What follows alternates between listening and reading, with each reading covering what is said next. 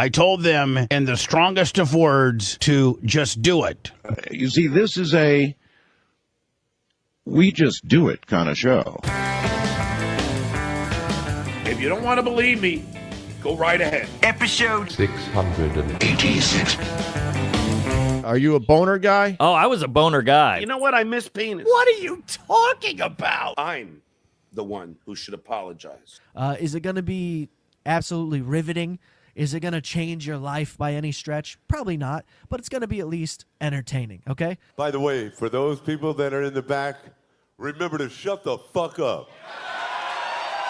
tight, yeah! I've been dying to say that. Mattio! Cuzaroo! Slapperoonie. It's showtime.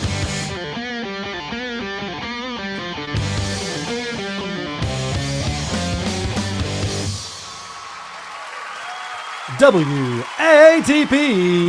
WATP. WATP. Hello, Rubbernicks and Cuzzaroos. Welcome to another episode of Who Are These Podcasts, the only show that spends time with you on Christmas because we know your family hates you.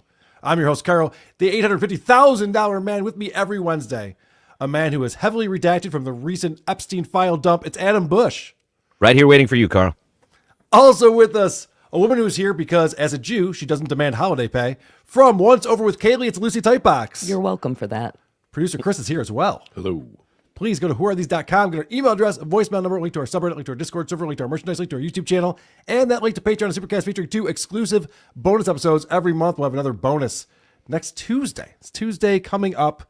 Will be another bonus episode for you. It'll be the second one of the month because you do get 2 bonus episodes. We already did a Living in the Past episode earlier this month. So check that out. Patreon.com/whoarethespodcasts. Also, we encourage people to go to hackamania.com. That's where you can get tickets for Hackamania 3, Hack to the Future. 10% off with promo code WATP. We'll be there April 10th through the 12th. It's the 3rd year in a row that we're bringing WATP to Hackamania, to Las Vegas. It keeps getting better every year. And I know the 4 of us will be there. Mm-hmm. That's reason to go right there. You can hang out with us 4. We look fun, right? Guys, sell it. Come on. You're not selling it. 4. Sell it. I'm fun. Fun. It's gay. Fun. Yeah, right. Also, we encourage our listeners to give us 5 stars on Apple Podcasts and then shit all over us in the comment section. Today, we'll be talking about John DiCaprio, a.k.a. Blades' embarrassing showing at Pulperfest.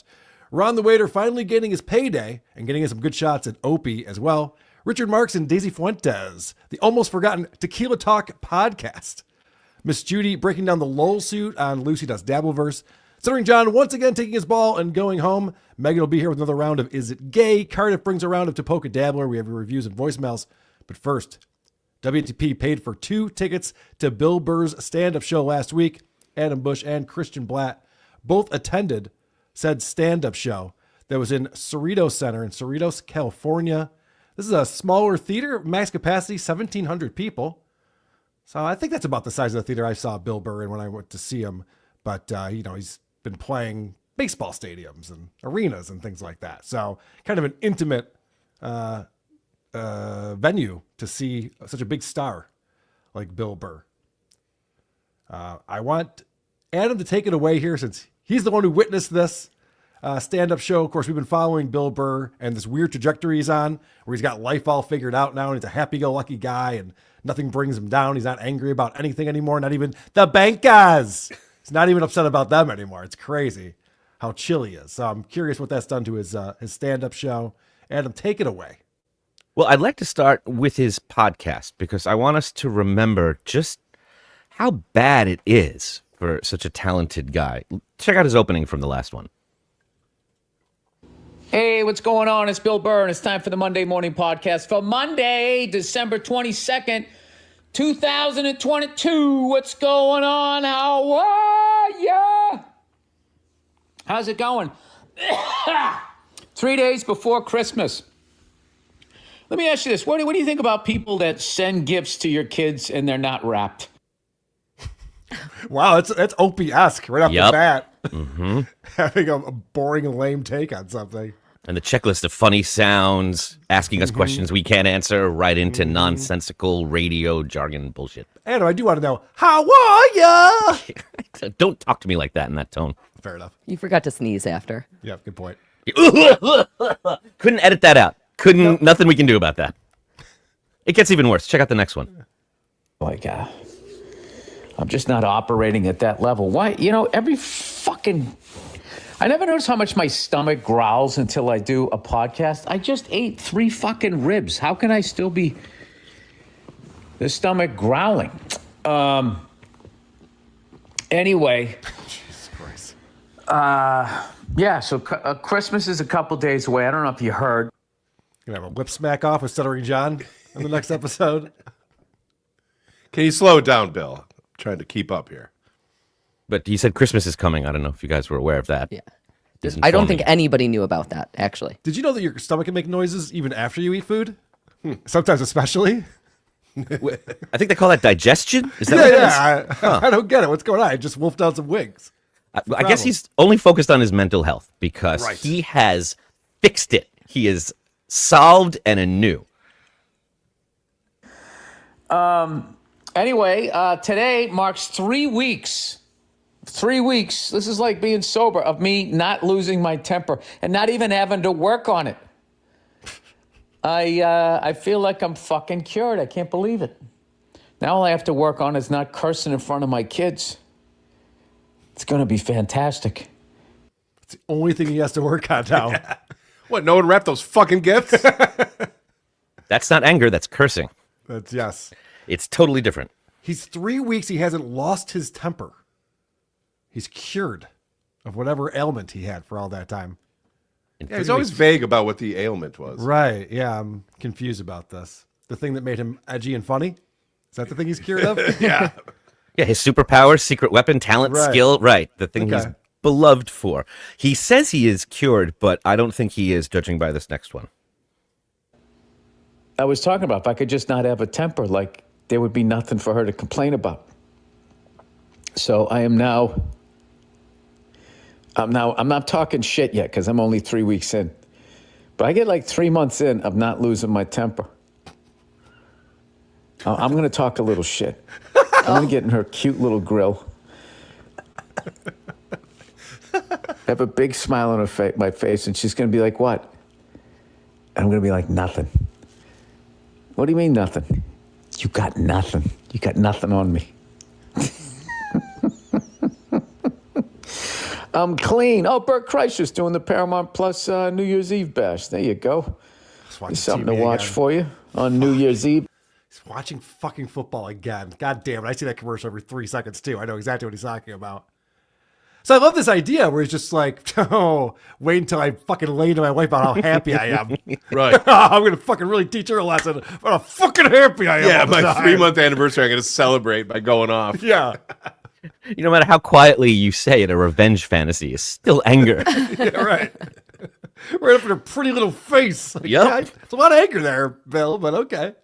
And his anger continues in the next 2 clips. Wouldn't it be amazing if an athlete went in the crowd and literally just beat somebody to death? Oh,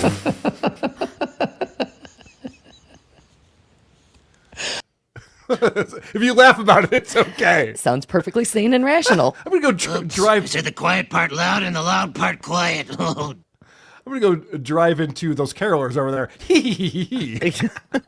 Proves I'm not angry. I earned this. It's been 3 weeks. Yeah. You got another example here, Yep. Adam? Anyway, that'd be a great thing to do. Have a benefit to pay an athlete's fan his fine that punched somebody in the crowd.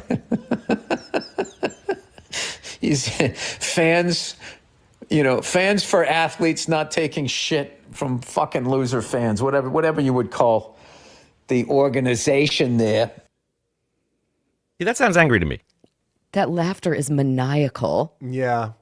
I have watched some football games and wanted some fans to get punched in the face by the athletes, though. I'm with him on this. Of course, I'm not working at myself. Yeah. I'm allowed to be a douche.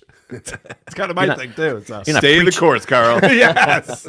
We got this. You're not preaching acceptance while displaying that kind of thing. You know, there was a time, a long time ago, I went to a couples therapist, and I would get very I'm angry. like, could you bring your girlfriend next time? He's like, oh, Yeah. is that how this works? Oh, I didn't understand. I thought it was just where I talk about Yeah. my shit. No, but I would get very loud and angry, and she would shut down and get quiet. And I remember at some point, the therapist was like, we want to talk to her about her anger. And she's like, my anger?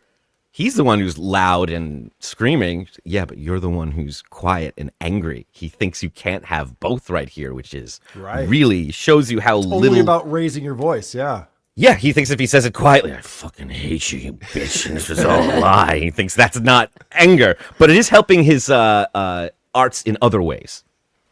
But anyways, I've been playing drums, and I'm still doing that thing, trying to free myself up, the flow mode, and I'm finding it's starting to seep into my playing. All of a sudden, I'm starting to hear fills, and I'm able to, kind of start to play them.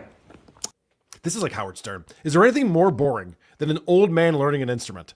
Like, most people learn them when they're teenagers. That's when you have time to do that kind of shit. And then, like, I know a ton of guys who play drums really, really well. So I'm not impressed by Bill Burr playing a fucking fill. He brings it up on every fucking podcast. Who gives a shit? The only thing worse was Howard talking about chess. Right. Talking about chess, talking about, playing his guitar. Hey, look at this riff I learned. Neat. I learned that when I was 12. Moving on, Howard. I couldn't play guitar when I was 12. I was trying to be a big shot over here. Well, you had an ovation. I mean, you can't play on one of those. Yeah. No shit. No one can play that riff on an ovation. Don't trigger me, Adam. So here he's going to start talking about his Cerrito set. Okay, finally. A shout out to everybody that came out to see me in Cerritos. I had a great time. I brought Ambria and Dean to come down. They both fucking killed it. The crowd was amazing. Okay, pause it. Was fucking amazing. Andrea and Dean did not kill. Okay. Andrea came out and she did not understand this audience, which was packed, about 2,000 people, completely mixed of age, color, politics. She repeatedly was like, I can't get a handle on what you people are into, because they would sound anti-Trump and then pro-Trump, and then she'd mention the veterans and no one would applaud. Two comics had to say, we mentioned veterans and we're used to people applauding there. It's very weird that you're not. And it's not because they weren't patriotic. It was just so mixed and hard to get a handle on. Dean's Del Rey came on second, saw that, and said, I'll just go with dick jokes. And wild story about this time, he took psychedelics at the Sphere. You'll never guess what happened. It's wild. Okay. But they loved it. It was great. Mm-hmm. You can continue, Bill's They review. were just sort of like one of those crowds where you really couldn't push it, too far. They sort of a game for everything. They did groan at one joke I did, but it was a little too soon, I think. Yeah, it was Nick Reiner, and it was too soon. Oh, yeah. That would be pretty freaking soon. Yeah. Yep. Makes sense. All right. So he's already lying about the openers killing it. I always wonder about that because I've seen a lot of these guys who don't need an opener at all. It's just someone to fill some time so that people get their money's worth, and they don't sell a single seat. Dean Del Rey is not selling a single extra seat for Bill. And I see a lot of these comics when they come through with their feature acts, and the feature acts are bad. They're just not very good. And it seems on purpose. They have guys up there who will, get people like staring at the stage, get ready for that. There's lights on. There's a person up there with a microphone. But then the jokes all start 30 minutes into the show, and it seems to pop. So when people are just like, oh my God, my opener's crushed it. I'm glad you were there to tell us the truth about what's going on. It was a big crowd. They were rowdy. They were responsive, but they were also drinking and busy. A lot of talking, a lot of action, a lot of movement. We were about an hour and a half late getting in because you had to surrender all your phones. Ugh. No one could take a picture. No one could record anything. Can I just point out, yeah, the economy must be going very well because, I've seen the receipts. These are not inexpensive tickets for people to just go and just fucking talk over the act. When do you want to sit down and shut up and get your money's worth? I hate when people want to have like mundane conversations with their friends. Like, well, you can do that anywhere. Why are we at the comedy show doing that? Dummy. It was this kind of crowd where when the lights went down, there was a pre-recorded announcement that said, please refrain from picture taking and turn off your cell phones. And everyone laughed and booed and cheered because they'd given up their phones already. And they wanted everyone to know how they felt about it. Okay. They were very rowdy. Now, Bill comes on stage and he absolutely crushed it in every single way. It was one of the best comedy shows, stand-up I have ever seen. The man is a monster. And what's so fucked up is that every single thing we've grown at in this podcast, he turned into something brilliant and funny, and it killed in the stand-up act. Everything from the Bubba and Trump or blowing each other, he made it funny. He made everything funny, and the crowd did not know what to make of it because he didn't need them, and he didn't care if he offended them, and he's so masterful, he can say something, no, it doesn't go over, and then like decide when he wants to bring them back on his own. It was incredible. What I figured out is that his wife listens to the podcast. Okay. She does not watch his stand-up. So on the podcast, he is healed. And he's all those awkward laughs are him like writing the joke eventually. All that I see. that's very uncomfortable is something he's either not saying or writing now, and that in his act will be incredible. Tom Waits, they used to say he wrote songs just driving around talking into a tape recorder. And I feel like that's what this podcast is. You're right. He doesn't want to do a podcast. He wants to get fired. This is just his warm up for his shows. Well, that explains why he's like, I got to work on two things, my anger and swearing in front of the children. Like, no grown man is concerned about those two things in their life. That's like what the wife is nagging him about. Yep. And he starts this set off by talking about how angry he is at his wife, how pissed he is at her because she wants him to stay at home, and they got into a big fight during Glengarry Glen Ross, and all of this is for him to like try and figure out a way to stay home and be happy, which he's having a tough time doing because he is so fucking angry during this entire set. The first half is preaching acceptance. The second half is fuck the fatties, fuck the women, fuck the gays, fuck the men who cry. That's what he was talking about, though, where he goes, my set's weird because half of it's evolved, the other half is my old stuff.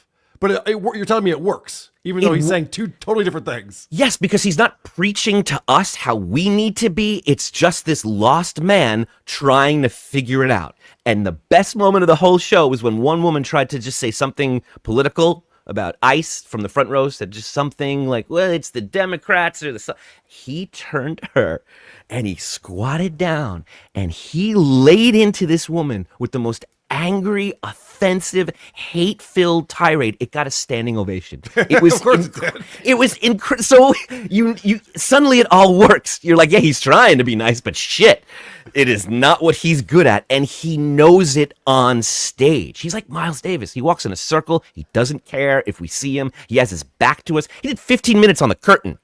And it killed. It was hilarious. I could not believe this was the same person as this awful, unlistenable podcast. So what he needs, you know how Shane Gillis, Shane and Matt have the secret podcast because they don't want to get caught making Asian accents again and getting fired from important gigs.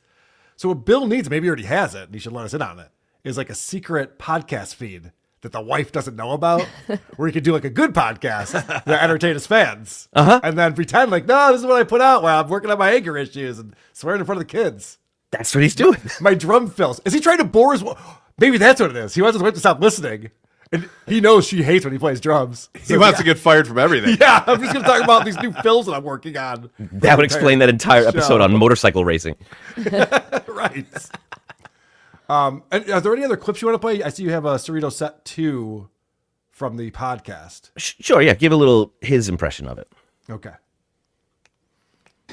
But I had this epiphany because I've just been changing the order or whatever, and I finally just came up with the order for the set for the new shit, and I did the work. I wrote it down, and I had it on the napkin, and I stuck to the order. I don't know. I was a little nervous that I was going to look fucking unprofessional, but as long as you're funny, I think you can keep glancing over the piece. I just had to make sure I did it in the right order so it would like connect. What are those things called? Segues. They're called, in my business, it's called a segue.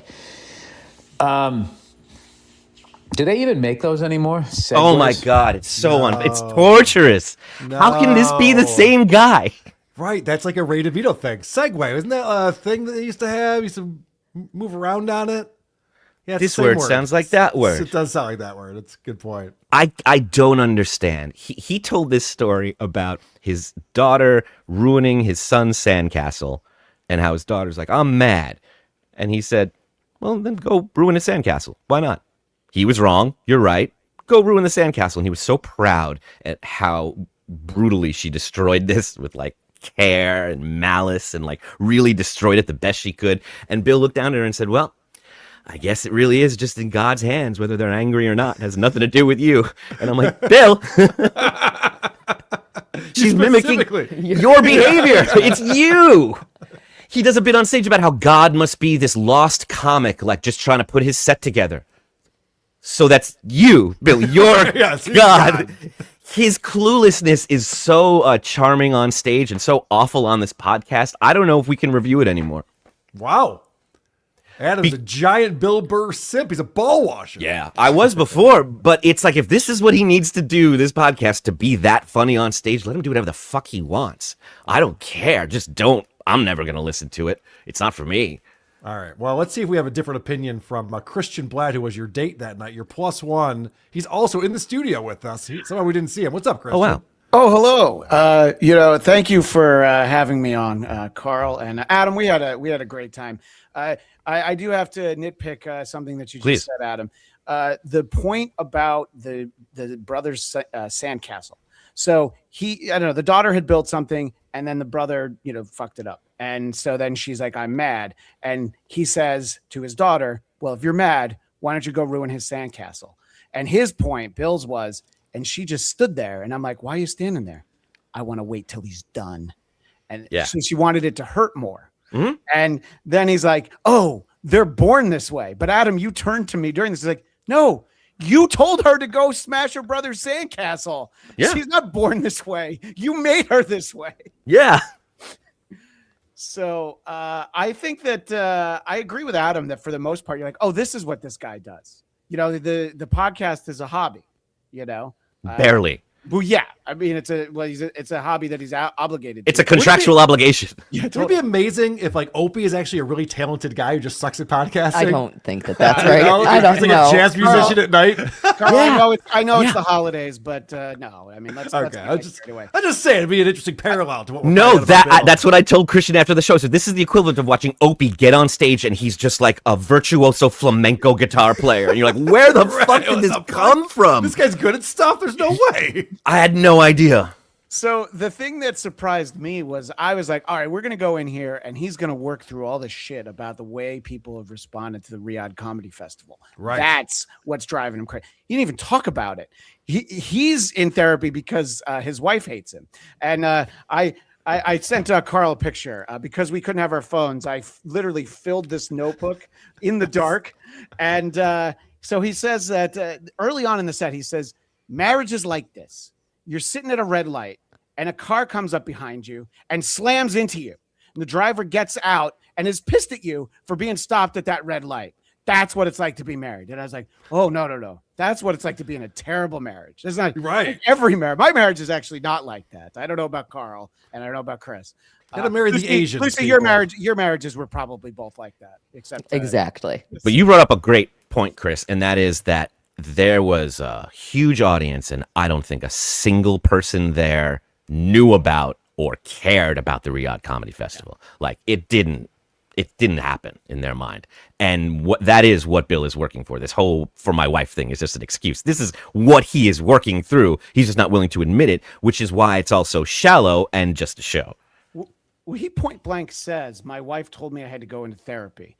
And then he quoted his wife, who had earlier said to him, whether or not I'm in therapy is none of your business, is what his wife had said to him. It's like, no, you don't have to worry about me being in therapy, but you need, and she's probably right that he needs to be, but you might want to talk to your spouse if you as the wife are also in therapy. So that's why he's trying to show yep, therapy worked. I'm good. Yep.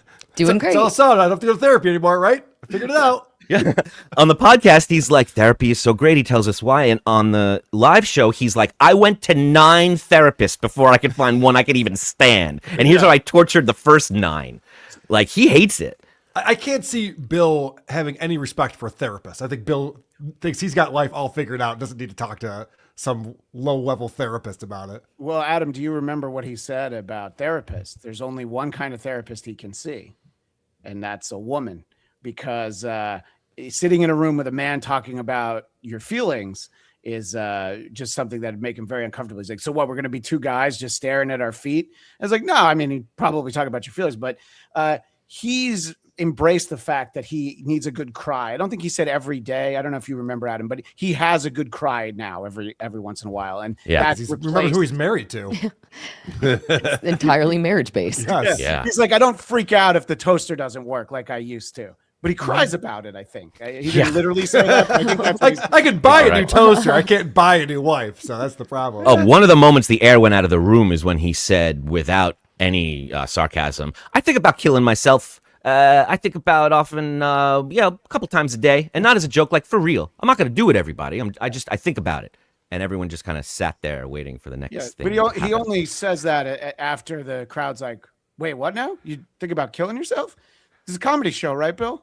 And 2-3 times a day. And he's like, don't worry, I'm not going to do it in Cerritos. And then he got them back. So he's the pro. That would be the place to do it, I would think.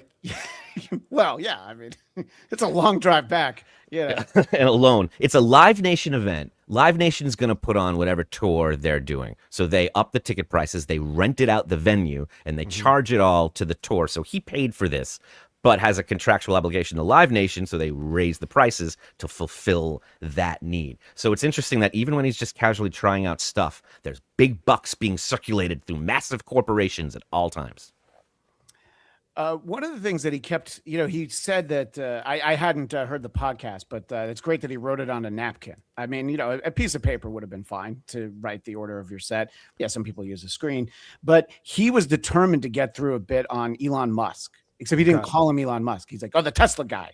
And he'd be in the middle of something funny. And then he's like, oh, yeah, but back to the Tesla guy. It's like, no, what you were talking about now was way more interesting. Yeah, he's very angry at the Tesla guy. Yeah, as we find out. He's not a big fan of billionaires who own social media companies. Well, it's funny that you mentioned that, Carl, because I do have a quote from my scrawl in my notebook. He had a really hot take. Okay. Nerds run the world. Have you heard anybody say that before? Fucking A. I mean, I think I've heard him say that a few times. That's him ranting on a recent podcast. Yeah, that's it.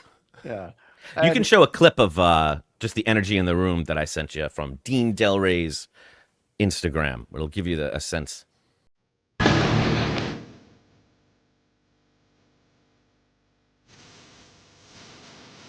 Thanks for team on. I think Carl's up.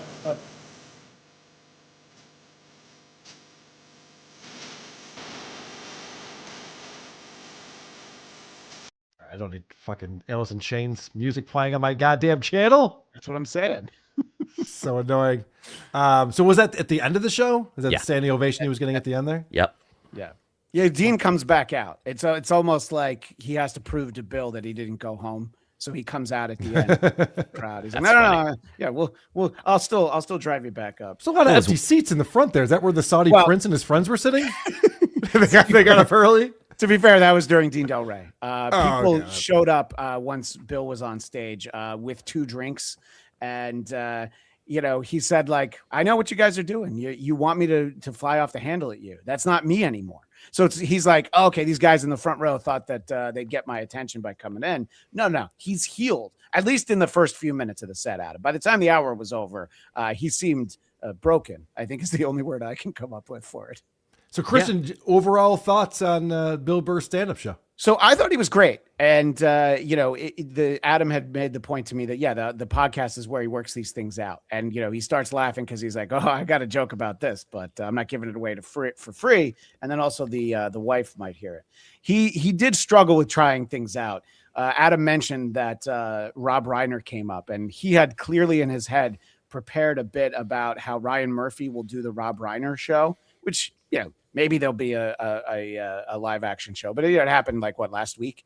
So I think even in Cerritos, they're like, oh, okay. Yeah, but he only said Ryan Murphy. He didn't say American Horror Story, so no one knew what he was referencing. So he made some Hollywood insider joke that was funny about how no one knows what he's talking about, and did not care that anyone it's so impressive to watch somebody not mind getting booed or getting silenced and just working it out for himself. It's very cool to see. Yeah, for Hollywood Insider talk, we were a little too far south of the 10 for people to get that, which is something that Bill said repeatedly. Yeah, and my favorite, LA. My favorite. I swear to God, it's so annoying. Everything is just what fucking street intersection it is and which highway you're on. All right, but be fair, Adam. He's right about it being south of the 10. It's not like he's lying. You know? I'm not saying they're wrong. It's just annoying to all of us. One of my favorite of the whole night, out of touch rich guy. He's I want to talk in a moment about what he's saying about the gym, but he's like, you go into the gym, and Adam's laughing because he goes, and it's lit like a W hotel. Have silence. Who Silence. who here has stayed at a W hotel? I have. I worked at E-Bombs World at the time. Okay. There you go. All right. He was a multimillionaire, but yeah, So you not, would've not laughed normally what I extra do. hard at that joke. Oh, and another one was, he said, you know how everyone's always talking about going to the Galapagos? And I'm just like, not this year. We're like, this is not relatable, Bill. So he talks about while he was in New York, which is apparently, what was the beginning of the destruction of his life, because now he's in therapy, and he joined a gym, and then he talked about how the gym was gay, but he like really leans in. He said, I have the note, it was aggressively gay. It had a sign that the steam room was closed due to inappropriate contact, which was actually kind of a funny exchange about, I guess that, I know what he said. Gay guys are like animals. They can't control themselves, and they're blowing each other everywhere. You need a woman around to make sure you have a little decorum, but apparently not at that gym. But what was there anything about the gym that stood out to you, Adam? Well, just that he was preaching the exact opposite kind of value system previously in the set. The first half hour. And the audience doesn't care. They do not give a shit. They're like, give us hell, make fun of us, make fun of everyone. We're just supporting you. And that was exciting to see. And gay guys do be fucking. So there's some truth to that. From what I read on Reddit, Carl, you would know. So I don't know anything about that. As the authority here, I figured I'd chime in. Thank you. So, Adam, you referenced that Dean Del Rey had a bit about taking mushrooms at the Sphere to see Dead and Company, which, it's a bit of a hack bit, but he's Bill's opener, I think, every show Bill does. Mm-hmm. Bill has a whole chunk about going to see Billy Joel with his friend, who is very clearly Pete Davidson. He just doesn't want to say his name, but he gives like all these details. You're like, okay, he's talking about Pete Davidson. And they take psychedelics. And so it's like, okay, I feel like we just went to, already, it's not a great bit, but Dean had already, gone through a pretty healthy psychedelic concert chunk. Yeah, Chris could write. Oh, I mean, it's such a hack bit to begin with. Right. Chris could recite, if you could make up Dean's story right now, it's exactly whatever you think it is. And Bill's was about taking acid with Pete Davidson at the Garden to see Billy Joel, and how Pete Davidson turns to him and says, "I'm gonna cry when Scenes from an Italian Restaurant comes on," and then how he starts bawling in the whole row. It's a good story, and they have a connection with a woman seated behind them. Yeah, it's irrelevant. In true Pete Davidson fashion, he's like, "Yeah, I could fuck her." So, it's a great story. I think that might be why he doesn't. Nothing worse than guys reciting comedy they heard a couple weeks ago to other people they vaguely remember. Right. The gist of the joke was something about a thing. And a guy this is why Lenny Bruce died. He didn't want the court to do this to him. Right. Well, I don't think that's going to make the special. So that's why I wanted to make sure that we talk So about if Opie has a gig performing anything anywhere, I'm going, because you don't know what's going to happen. Just be a street performer at Times Square, and Opie will come up to you, Adam. Oh yeah, over at Strawberry Fields. Just put on the Iron Man mask. Wait for him to appear. One other hot take he had is that black churches, I don't know if you guys know this, they're different than white churches. Are they really? How is that? People are a little bit more enthusiastic. Yep, I have noticed that. I wouldn't say this, but Bill said that they're louder. I would never say that about a black church. He's allowed to say that. You can talk about Chinese churches if you want. Yeah, well, they don't have them, so it's perfect. It's great. Christian.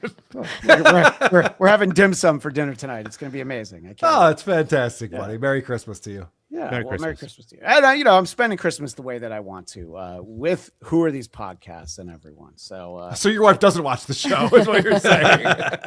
She's smart. I don't think she even remembers what the channel's called at this point. But, perfect. Good. But hey, Carl, thanks for forking out so much money for us to go. I'm glad you guys went and had a good time. It's fantastic. Of course, it's ruining a regular segment on our show because Adam's not going to be reviewing Bill Burr anymore. But yeah, you thought it would be a big boon to it, and it turned out it killed the bit. But here we are. Killed the bit. Yep. So that worked out really well for everyone, didn't it? I will still be mining it for gems, but this ongoing thing of him not caring about it has lost his luster because he doesn't care about it. He hasn't lost his ability to be funny. It's just exactly what you said. He's trying to get fired. Well, it's also interesting, I think, the angle of he's doing a show that's for a specific person. So he's trying to like show himself in a certain way to a certain person, which is a weird way to do a podcast. Yeah, I was so bummed he didn't listen to that band that left him their album and that he didn't mention that. And now it makes sense. It's because this is not for them. He's not talking to them. It's about his beautiful wife he had dinner with, and that's who's listening to this story. Right. So he doesn't even care. Wow. Quite the epiphany you've had, Adam. Audience of one. It's amazing. Adam and I were talking about his podcast after, and I think he still has the whole podcast network, right? All Things Comedy, that is still a thing, right? So I feel like part of it existing means he has to do the podcast. So I feel like he can't get out of it no matter what he does. He's like, well, I'll just make it unlistenable and get it out of the way while I watch football. I agree. He's contractually obligated. He's got all the sponsors and everything else. And he just wants to sit there. He's even getting distracted by the commercials. You would think like the commercial comes out, like, 2-minute warning. Great, let me talk about the stuff I prepared. No, he's still staring at the TV. He made it clear on an earlier episode, if he would just stop watching the TV while recording the podcast would be that much better.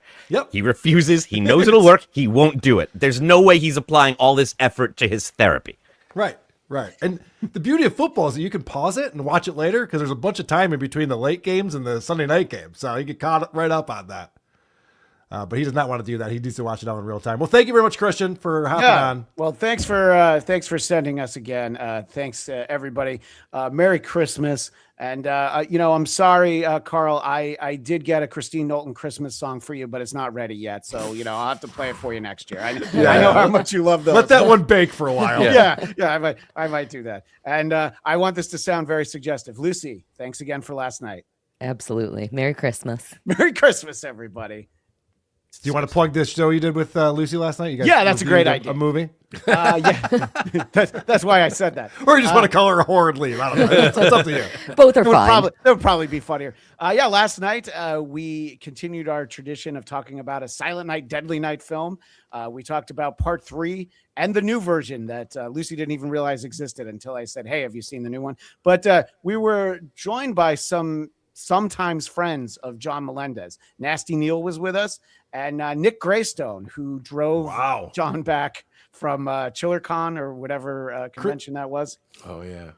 Yeah. And we had Adam he's on Husey, the the H-Man Hughes. We got Husey on the show. So he said yes when I asked. So you went from Don Jameson and Craig Gass, who are these broadcasters, to some guy at some convention that drove John somewhere. And Nasty Neil, is that what you're telling me? Well, Nick and Nasty Neil really hit it off. They have a lot of the same friends in common, and I think that they cucked me, Kaylee, and Husey because we didn't even have anything to say for a while. But check out the show anyway; it's getting some great feedback. Christian doesn't talk. I will check that out. Yeah. Oh no. Thanks, Christian. All right. Thanks again. All right, guys. He's gone now. Now we can talk shit about him. We're down a well when I'm thinking this guy's verbose. Anytime I want to, but I have to leave. I'll leave for real. Who are these broadcasters? Tuesdays, 2 p.m. Fucking guy. You gotcha. I know. I got to get his admin rights taken away on this StreamYard account. That's for sure. All right. Thank you very much for looking at that, Adam. We still have Pulperfest recap that we got to get into. Opie Radio on Erotica Day. Wow. That is as interesting as I was hoping it would be. Richard Marx with Tequila Talk. We have Miss Judy with Lucy on Lucy Does Dabbleverse, talking about the LOLsuit. Stuttering John is taking his ball and going home yet again. We have Is It Gay and Tapoka Dabbler. So much stuff to get to. But first, I want to thank the people who are supporting the show on this Christmas Eve afternoon. We have supertip.gg/WATP, where Sarcastic Weedhead decided to go and send us a little note.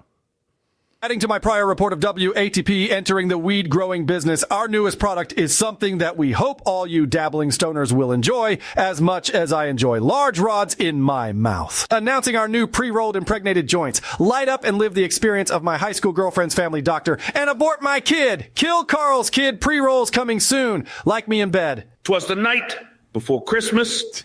I was reading a Penthouse. I'm a deadbeat drunk loser, and my kids hate me. Merry Christmas, bitches. Well done. That's beautiful. That was a fun one. And that's actually a really good idea, and I'm stealing it. Leo coming in. Merry Christmas to the right side of my screen and Happy Hanukkah Cage to the left side. And my guest today, Jesus.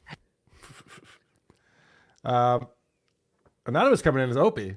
The last 2 times I sent someone 2 unwrapped gifts, 2 children came out. And it's been awesome, to tell you the truth. I see what he did there. He ejaculated into his wife. It's unwrapped. I didn't know a second for a second there. He's looking over that ceiling that's got all the answers for John. He's like, what's going on up there? Anonymous says Burr's wife wants to turn him into Joe Matarese. Yes, that's a good call, actually. Wait till he gets on medication. Right. Florida 49er fan. Good to see the beautiful Kaylee, especially after that Sausage Fest PDP. Yeah, I mean, point dabble point. It's supposed to be a sausage fest. We're talking about Stuttering John all day. Kelly Clarkson is beautiful. Happy holidays. KCWO. Venom Tony 15. Every time I play Street Fighter and pick Ryu, I picture myself being Jason Scoop and my opponent being Kiki. What a joy when I hit her with the "Sure you can." No wonder that hoe has CTE. Jesus, Gino. I mean, I know the guy's always been edgy, but wow, it's getting fucking wild now. Labyrinth Mystic coming in. Just for you, Carl. I feel so alone. Gonna end up a big old pile of dem bones. Merry Christmas, you nerds. Very good. More Alice in Chains coming in. Anonymous. Wishing the team a good holiday season. Trying to kick off anyone, KK. Trying to tick off anyone. KK. All I know how to do. We'll see what we can do. Tony Maloney coming in. Just wanted to wish you fine folks a Merry Christmas. Well, thank you very much, Tony Baloney. We appreciate that. And of course, over here on YouTube, you can also super chat us and get memberships, member up, maybe give some memberships because Herb Beta Patch is here with $5. Says, Krell, what's your favorite Bear Go song? Correct answers only. Track 3. Diz5 says, Merry Christmas. Guys, love the show. We love you. And Chris Primer just gifted 5. Who are these podcast memberships? Thanks for doing that, Chris. If you got a membership, check out the membership tab for all the bonus shows and the Saturday shows that are behind the paywall. Troy Smith. Hi, kids. Merry Producer Christmas. Love y'all. Good to see you, Troy. Merry Christmas to you and your family. Joseph Collins says, John tried out for a great game show. However, he lost to the more talented Guy Laducci. Guy Ladouche. Ha ha. Guy Ladouche. Guy Ladouche. Drunkle Greg says, Adam, re-watching Altered Carbon, and I love your character. Bravo, sir. Merry to all WATP crew. Same to you, Drunkle Greg. Birch the Great, Merry Christmas or Hanukkah, everyone. Hanukkah's fucking over, all right? Can we all just agree Hanukkah's over? We don't have to deal with it for another year. Yeah, Good God. Literally over. Yeah, but Hanukkah has just started. That's right. We got Hanukkah coming up. Manny Muskets, my man, coming in with $5. Shocking that podcasting and stand-up are 2 different skills. Anyway, listen to the most importantest podcast. New episode tonight. Check out Manny Muskets, the most importantest. Manny Muskets, you bring up a great point that I think a lot of people in this Dabbleverse don't understand, such as Chad Zumach and many others. They think just because they do stand-up, I can do a podcast. It is a completely different and separate skill that requires different talents. It's really the reason why Drew Lane enjoyed WTP when he first found us, because we were making fun of these celebrities who thought they could just sit down and do a podcast or a radio show. He's like, well, if radio people can do it, then obviously I can. It's like, no, not necessarily. Yeah, and I was thinking about Drew Lane through the Richard Marx episode. This is right up his alley. Oh, good. Looking forward to that. Hellraiser69 says, wasn't Dean Del Rey the other comic that was performing with Artie and Stuttering John, and everyone in the crowd booed at Stuttering John before Dean could get John's full name out? Is that, I can't remember if it was Dean I Del Rey. believe it is, because it was at the Okay. Hollywood Avalon, and he books nights there. I think they're right. Okay. Good to see you, Hellraiser69. Thank you. Turd Ferguson says, Lucy, blink twice if these are holding you hostage. You better not blink. These nerds, I'm thinking. Always. Skola. Dimpled Balls says, Merry Christmas, Carol. Please pod Adam down a couple of clicks. Adam, keep talking to the mic. It's not your fault. I feel like it's my fault. Sometimes it is. Mili Kakamaki, y'all. And Happy New Year.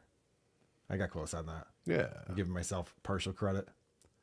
All right, let's talk about Pulper Fest real quick. So what happened was Pulper, who was dying earlier in the year, all of a sudden had his health come back. And he wanted to celebrate with the people who were getting him through some tough times when he was dealing with health problems. And so he's putting together this Pulper Fest, and he wanted myself and Rocco and Patrick Melton and Dr. Steve and Pat Dixon and Boyd from Win by Two and a whole bunch of other podcasters in the Dabbleverse to get together and celebrate with him out in Las Vegas. And that was supposed to happen in October, although the date came and gone and no one was notified about it. So I think Pulper was there and maybe one other person, and no one was really showed up to Pulper Fest, unfortunately. So John DiCaprio from Win by Two, the guy who goes by Blade, he was given $2,500 by Pulper to put on some event. And this was before the October thing that came and went and nobody knew about it. So Patrick Melton started giving him shit for taking this guy's money and not doing anything with it because he never reached out to anyone. So I guess Blade decided to try to save face by going, well, I'll just organize a second event and use the money for that. So he organized a second event in December and invited myself and Rocco and Pat Dixon and a few other people to hang out in Vegas. Well, he's the one organizing everything and putting this together. And he says, we're all staying at Caesar's Palace and these are the dates and blah, blah, blah. So I get my plane tickets, I get my hotel room, and I'm ready to go hang out with the crew out in Vegas. Unfortunately, Pulper's health takes a turn for the worse, and he's not able to make it there. But we're in a thread on Twitter, and he says, you guys should definitely do this thing. So what I wanted you guys to do, get together, hang out, have fun. It's on me. Have a blast. So we're all in there going, all right, so what are we doing then? And John at Win by Two is the one who's organizing everything. So we're asking him, well, do we have any events going on? Are we going to podcast together? Are we getting together? What's happening? And he just says, we'll play it by ear. Because I even told him the day, I'm like, hey, I'm getting it at this time. And what's going on? And he goes, I'm getting in later than that. I don't know. We'll play it by ear. And he even puts in the thread, here's my cell phone number if you want to reach out to me. Now, there's only one person who actually texted him with his cell phone number and reached out to him. That's me. So I said, hey, John, we're going to get together and play poker because Pat Dixon, Patrick Melton, and I went to the poker room at Caesars on Friday, and we're sitting down to play poker. And I told him what time we're going to be there, and he goes, cool, I'll meet you down there.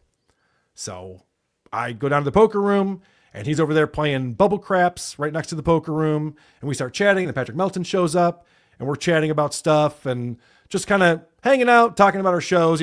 John said a lot of really shitty things about me and my wife, but whatever. I put myself out there. I know that's what happened, so I'm not upset about it. Don't say anything about it. He said a lot of shit about Patrick Melton. He didn't invite him to this thing, even though Pulper wanted him there. And Patrick Melton lives in Vegas, but whatever. Patrick Melton didn't say anything. We invited him to play poker with us. Pat Dixon eventually shows up. So we're all playing poker, and John just like, I don't play poker. He's all sheepishly like, oh, how much is it? Oh yeah, I don't know. Like, okay, well, this is what we're doing. So if you want to do that. Next day, I go over to Patrick's house to record Who Are These Podcasts. I do a live taping over at his house. He must have known that because as soon as we get done, I get a text from him. Hey, you guys want to come over and stream from my room? And at this time, it's 5:30 on a Saturday. And I write him back and I go, well, we're actually all going to dinner because Patrick Melton got us dinner reservations. We went up to High Steaks at the Rio, a brand new steakhouse up on the 50th floor of the Rio, overlooking the Strip. Very nice spot that we had there. And because John's never been friendly to Patrick didn't invite him because Patrick actually paid for all of us to go get dinner, which was very sweet. And we had a lovely time. So anyway, I wrote back to him. I said, well, we're all getting dinner. So, and he gave us no heads up. We asked multiple times, what's the plan? What are we doing? When do you want to do stuff? Then he decides right before he's going to go stream on Saturday evening when everyone's getting dinner, hey, we're going to go stream now. So I'm just like, well, we're actually going to get dinner. So this is what John does on his show first thing. Pat Dixon's out here. Shout out to Pat Dixon, Carl, Melton. They're all going to a dinner, and I chose to do a show. Fucking right. They're all going to a dinner, and I decided he wasn't invited to this dinner. He's acting like, guys, I'm doing this for you all because you guys deserve something from Pulper Fest. Got a work ethic. Yeah, so those guys could just like slack off, but not me, man. I'm actually putting in the work for you. It's like, he certainly was not invited. Lucy was invited. Lucy was there with us. Yeah, it was great. And was I very would like nice. to point out that Melton planned more things than John did. Correct. We got together with everyone multiple times. Yes, Melton was wonderful throughout the weekend to do things. And John, for whatever reason, didn't organize anything, was very cordial to me when we spoke and we were hanging out, and then goes on a show and starts talking mad shit about me and my wife.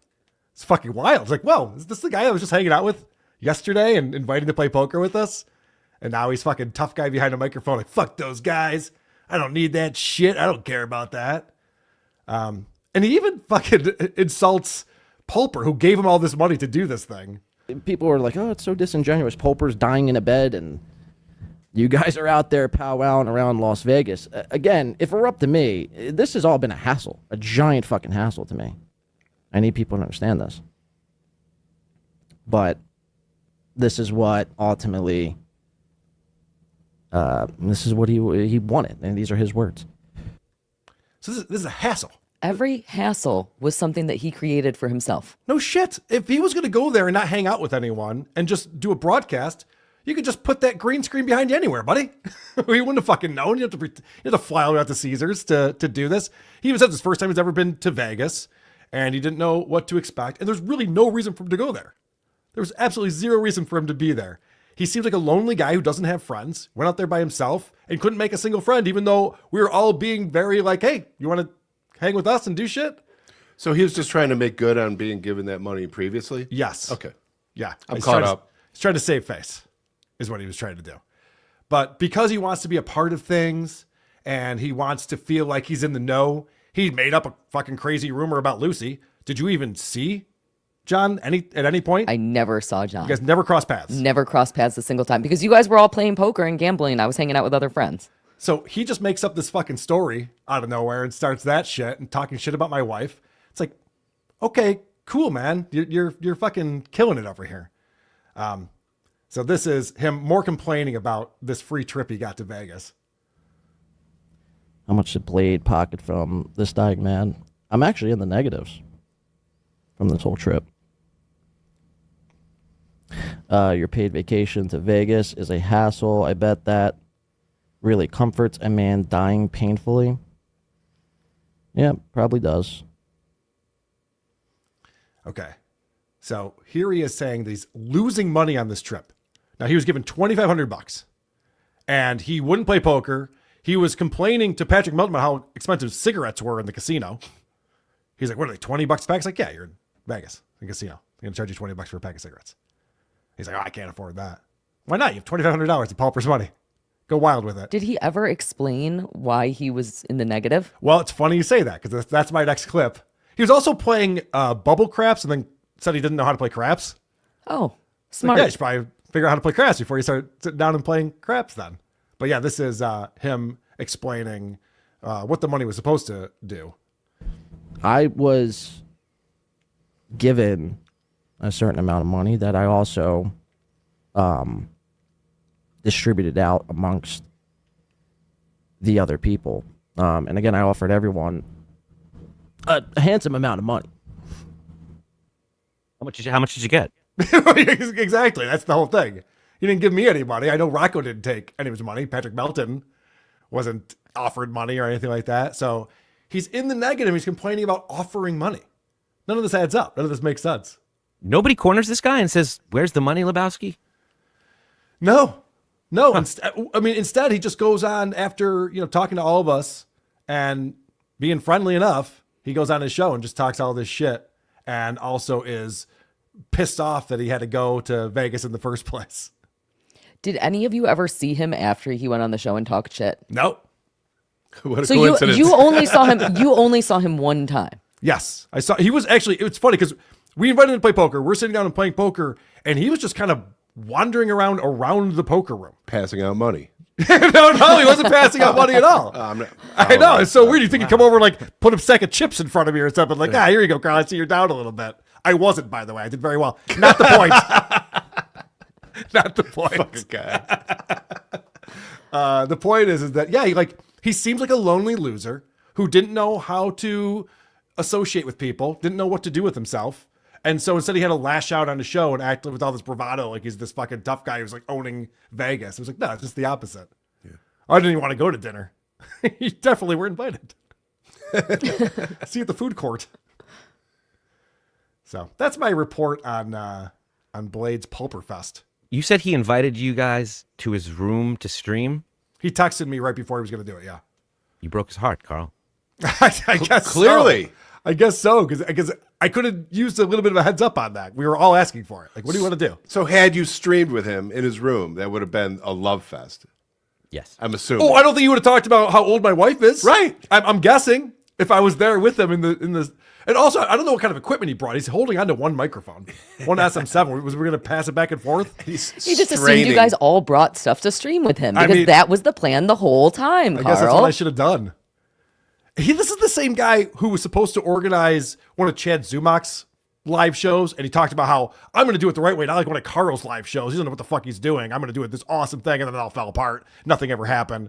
This guy talks of all this game, and he does nothing with it. So, anyway, I'm not surprised. It's just fun. Just fun to observe. Speaking of guys who suck.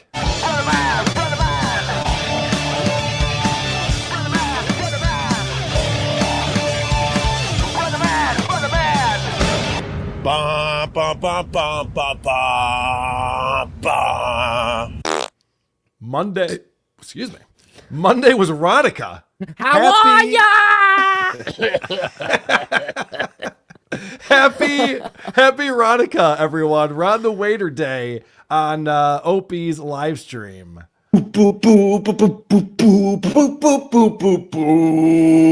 Good morning and welcome to the Opie Radio Podcast. And there's my friend Ron the Waiter, Ron Berman Comedy on all the socials. Good morning, Ronnie. I don't think you said it properly. Guys, welcome to the Opie and Ronnie show. Not yet, Ron. Not yet. Oh, no. Not yet. Oh, no? Not yet, Ron. No. Ron is shot out of a cannon. He is so excited about the celebration of Ron on this episode. And he is early and often asking for money, and he knows just the way to do it. Hey, hold on. Can I say this? Yeah. Hey, if you really want to stick it to Opie. No.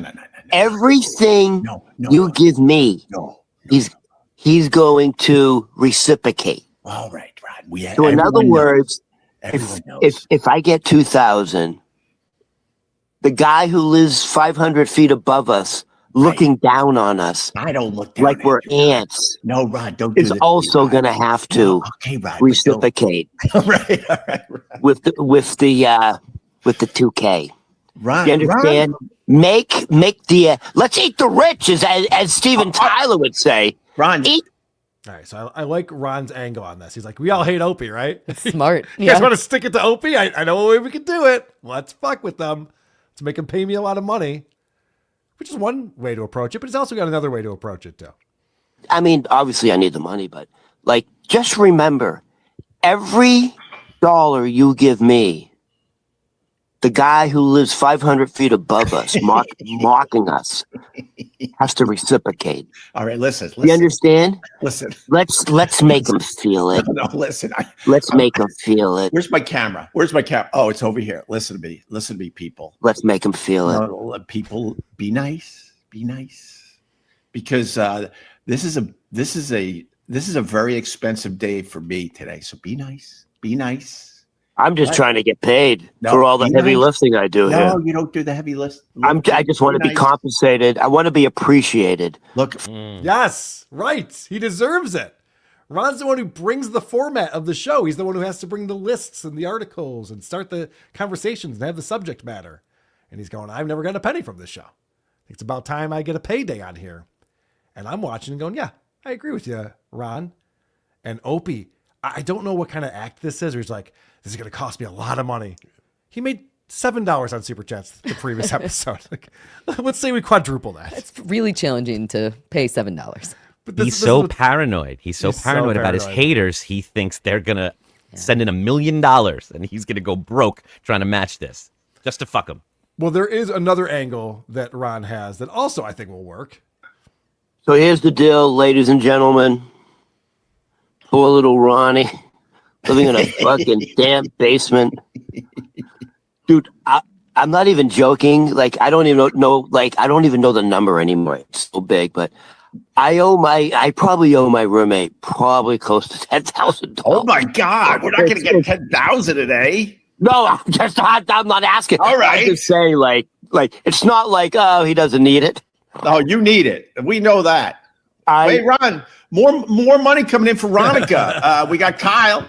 He says free Palestine. He gives it For the money? Sure. Sure. Palestine. Sure. Sure. And Give then me we the got, watermelon symbol. Yeah, Opie doesn't mind $2 with a joke. That's fine. When he gets those bigger donations, he gets a little bit upset about that. Opie's got to watch it when he says, Ron really needs it. Like, it's a slippery slope there, Right. Opie. Yes. Mattress Gate comes to mind. Yeah. When I think about that. Well, it's funny you bring that up because the WATP fans are there and they start making their voices be heard. And I appreciate this because, Opie fancies himself a Bills fan. Mm-hmm. We're not letting him get away with that bullshit. Good. You can't both be a Jets fan and a Bills fan. Not in this country. No, one team, folks. They're in the same fucking division. Yeah. Does Opie even know that? I'm telling him now. Not cool. And producer Chris agrees. All right, Matthew says Opie's a fake Bills fan. Producer Chris is the true Bills fan with the Nintendo Bills shirt. Ron, no way you believe Opie is paying you. Okay, I'm paying Ron. Relax, Matt. Relax. I'm trying to do a good thing, so they're going to fucking go after me. I'm doing a good thing. I'm giving all the super chats to Ron. It's Ronica Day, and then I'm looking at the total, and then I'm going to do my thing, which I want to say it, but I'm scared YouTube. It's against their rules. But basically, I'm gonna write a fat check at the end of this. So go screw Matthew. And I'm not a fake Bills fan. I was on the edge of my seat yesterday. A couple things going on. Why can't he fucking say what he's going to pay him? Because he's like doubling matching whatever the donations are. Going on for a while. It's been going on for a while. Pretends that YouTube to be upset about that. He's never explained his theory behind that, though, right? Like, I don't understand why that could ever possibly be a thing, especially if it's doubling it or 1.5 times it or giving him any amount of payment. You're making a contract between you and another human that has nothing to do with YouTube. It's bizarre. It's so bizarre. I think it's typical Stuttering John thing. I think the first time this came up and Ron was like, and you'll match it, Opie had a real negative reaction, like, I don't know. And then he realized how he was coming off. And ever since then, he's had to pretend it's because of YouTube terms and services, but it's really just because he doesn't want to be revealed that he was scared about how much money it would be. The term that keeps coming up on this episode, fat check. I'm going to have to write a fat check. This is a guy who can't afford to give $200 to the doorman as a Christmas tip. What is a fat check in Opie's mind? $75? $92? You know what I'm talking about? Like, this is crazy. This millionaire. And Ron was breaking it down well in the beginning of this. He's like, hey, you're 500 feet above all of us peons. Looking down at us like we're little ants. And Opie's going, no, what are you? Really? I'm cool. Like, no. For every time that Opie reminds us of that, he's paying now. Yes. Yeah. So I like the producer Chris reference. Of course, the shirt came from Doug from Good Times, Great Movies, designed those Nintendo Bills shirts for us. And now the WATP chat is off and running. Detroit Dabbler coming in. I hope you appreciate Ronica Day because I got to deal with this horse shit, Ron.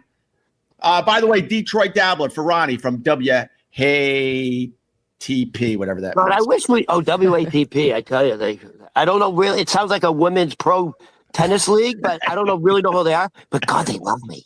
Huh? This pro women's tennis club loves me. It sounds like it's a women's professional whatever pickleball, but they love me. They love me. Well, everyone loves you, Ron. That's why it's Ronica Day. I love the way he just played Opie right there. He has to play it off like, who knows what WATP is, right? I mean, it could be anything. Maybe a women playing tennis or something like that. And Opie's just none the wiser. Just going, I guess. I don't know what that is either, man. Hilarious. Yeah, I think Opie has a tell, and whenever he says whatever that means, I think he knows what it means. Yeah. I suspect he does underneath. It keeps coming up, and that's his line. Whatever it is, I'm sure it's low level. Yeah, it's probably a basement league if they're playing tennis, right? Right. So this is Rick from New York giving money on behalf of WATP. Thanks, Rick. Thanks. Ebony and Ivory. Rick from New York, $10. Give this to Ron, Opie, courtesy of Carl Adam and the WATP Empire. Ew, only $10? Wow, you guys are doing great. You gave him $10 for Ronica. All right, Is anyone keeping track of how much I've earned so far? Yeah, you've made let's see, $2.20. Jesus Christ. What a bit. Right. What a bit Opie's pulled off here. He doesn't even know how to play it. He has no idea. Yeah. So first he argues that they're not giving enough money. Right. And then he cries poor when there's too much money coming in. Yeah. He also doesn't know what WATP is. Right. Until he does. Then he does. And then he's like Adam. And he didn't say FSJ that was on the end of that. You should be saying fuck stuttering John, Opie. Let's not forget that part. Yeah, why is he so personally offended by what the women's American tennis outfit does? Like, why does he give a shit? I don't, it's all confusing. And sometimes he sees things in chats that he won't even read, like this one. You're like a little kid. No, I'm not, Ron. No, I'm not. I have very good reasons to act like I do sometimes. We got this. You're very childish. I'm not. Guy, JJR. I don't have any faith that you will give Ron any of the money today. I know. We need to keep track. And he has holy underwear. Well, it'll be up to Ron to tell you if I did the right thing or not. That's all I could say. I'm going to let people know. Yeah. Oh, I'm going to let people know. By the way, this one right here, Gary Shepardini says, "Happy Ronica, y'all. WTP bought the mattress, right?" And Opie puts it up on the screen for a second and then takes it right down. All he does is acknowledge who sent him a super chat, but doesn't read it. I'm going to let people know. Yeah. Oh, I'm going to let people know. By the way, you mentioned... Thank you, Shepardini. By the way, you mentioned... Weird, he didn't read that one. Yeah, why not? Just thank you, Shepardini. Doesn't want to talk about the mattress and WATP viewers purchasing a mattress? Huh. This is a day dedicated to raising money for Ron, and he doesn't want to talk about a big gift that fans purchased Ron? He doesn't want to mention that. Why? No. He only left it up there for a second. He leaves free chats up there much longer. He left Free Palestine up there longer. Well, that's very true. And it gets to the point where Opie's even just trying to end the podcast early because this is dragging on with all these donations coming in. I gotta go. $24, $26. All right, so you made $26 from these animals, and then I throw in 26, I guess. So congratulations, Ronica Day is over. You made $52. All right, let's move on with the podcast now. Did you hear what he called you people? He called you animals. Make him pay for that. Make him pay for that financially. So Opie's doing his bit where it's like, all right, that's enough of that. Now it's time to move on. Sun's not even up yet. Ending the show already. But notice how good he is at math there. All of a sudden, he's got all the numbers down. It's real easy, and he knows exactly how much is given when it's low. Chris? I didn't realize Ronica was such a short holiday. Yeah, the Jews have some weird traditions, I'll be honest. All right, so let's get back to some of the stuff that Opie's doing on the show where he's like Ron's exposing him on some of these parts. And Opie's talking about the super at his building hates him. What? Yeah, go figure. And I guess the super does not treat Opie very well. Who are you bothering now? This is what I say to him every time I see him, which is rare. But I go, who are you bothering now? Are you really like doing that? Yeah. 100%. Are you, dude, what do you like? 14 years old? No, 100%. Dude, the guy, yeah, 100%. And then he wrote in one of his letters, he said, you guys, what was the exact wording? You guys need to control your kids. Oh, dude, that's it. That's the end. God, how uncomfortable to live in the building with you. Oh, Ron. Isn't that amazing? Oh. Like, if you have a problem with the super in this like really nice skyscraper, you're the problem. Yeah, absolutely. And the fact that he had to send you a note and say control your kids, sounds like you should control your kids. And Opie says it's like, is he a dick? And Ron's picking up on it. Oh, sees right through it. Yeah, Ron's lived in society long enough. He's just like, oh boy, you're a problem. Mm-hmm. And so now Opie has to make up that he actually has a friend in the building who's a really good friend. A guy we've never heard about before. It's wild, the coincidences that happen between him and his friend. God, how uncomfortable to live in the building with you. No, Ron. This is the stuff that people want to hear. I could tell you, I have another friend. Our dogs get along, and they play, numerous times a week, and they lick each other's genitals and hump each other. And me and him are like really good friends, and we hang out at the beach because he happens to have a house out there. Oh. We got tons of people we get along with in the building, but that stuff is boring. Oh, that's why Opie doesn't tell us about his best buddy who lives also in the Hamptons with so many dog balls. And Jesus. dog balls are getting sucked all over the place. Is his friend Rob Saul? I believe it's Rob Saul he's describing, yes. Is that odd that we know everything about his HVAC guy over the summertime? We know everything about that family of the kids that he saved the lives of. The wife, the husband, how they used to listen to Opie and Anthony on the way down to Maryland. Like, Opie fills us in on all of his drivers. We've heard about Uber drivers more than we've heard about that. His plumber has a podcast. Yeah. Like, we know so much stuff about all of these ancillary characters. And then Opie's like, my best friend who lives in the building with me, I never talk about him. He did sort of set it up like a hypothetical. He said, I could tell you about this. Right. Yeah. I could make up lots of shit if I wanted to. I see him numerous times a week. But if it was a hypothetical, who goes to dog ball licking?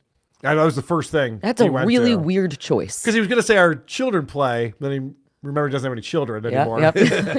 So. It's been so long since he's had a friend. He doesn't know what they would do together. And he spends all his time with the dog. So he's like, guess that's what we do.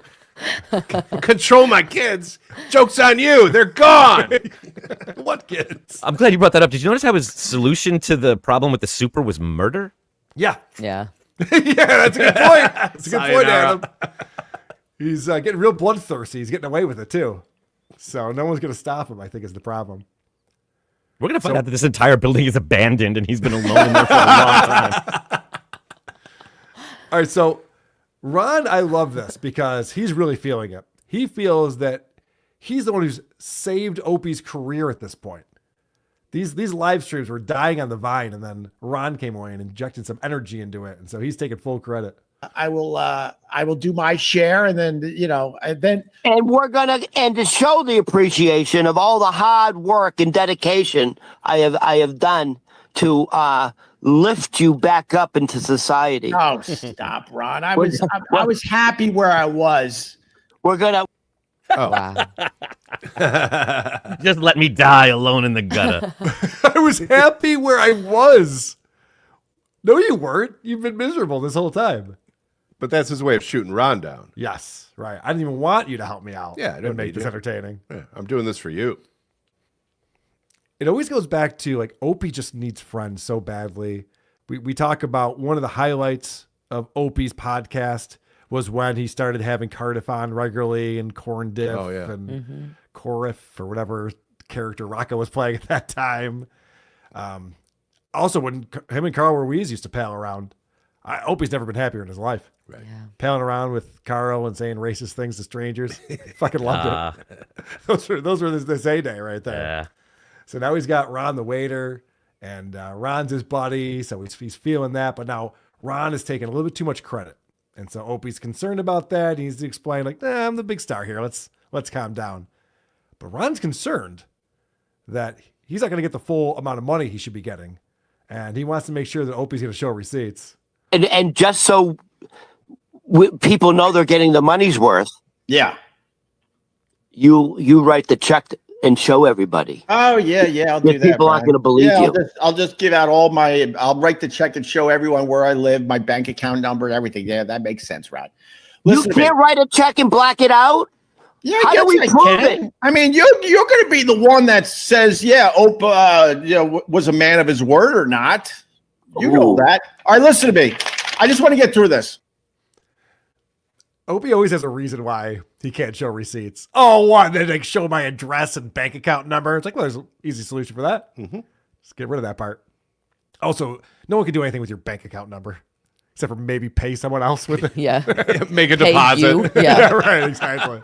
Remember the last few shows, Opie, when you repeatedly and accidentally revealed that your co-host's wife couldn't have children? Yeah, right. That seemed like a detail that person didn't want out there. Yeah, but knowing which bank you're with will just disrupt the economy. That's going to be a problem. I want to take a little sidestep here before I get into the main culmination of this episode, because something big happens that we're not getting to yet. But Ron did bring content. He brought this Jim Norton video that he wanted to show Opie, because Jim's doing one of these videos where he's playing a cornball and he's talking about Thanksgiving. He's like, I hear about this Friendsgiving thing. And, he's just being a corny Jim Norton guy. And Ron doesn't understand it.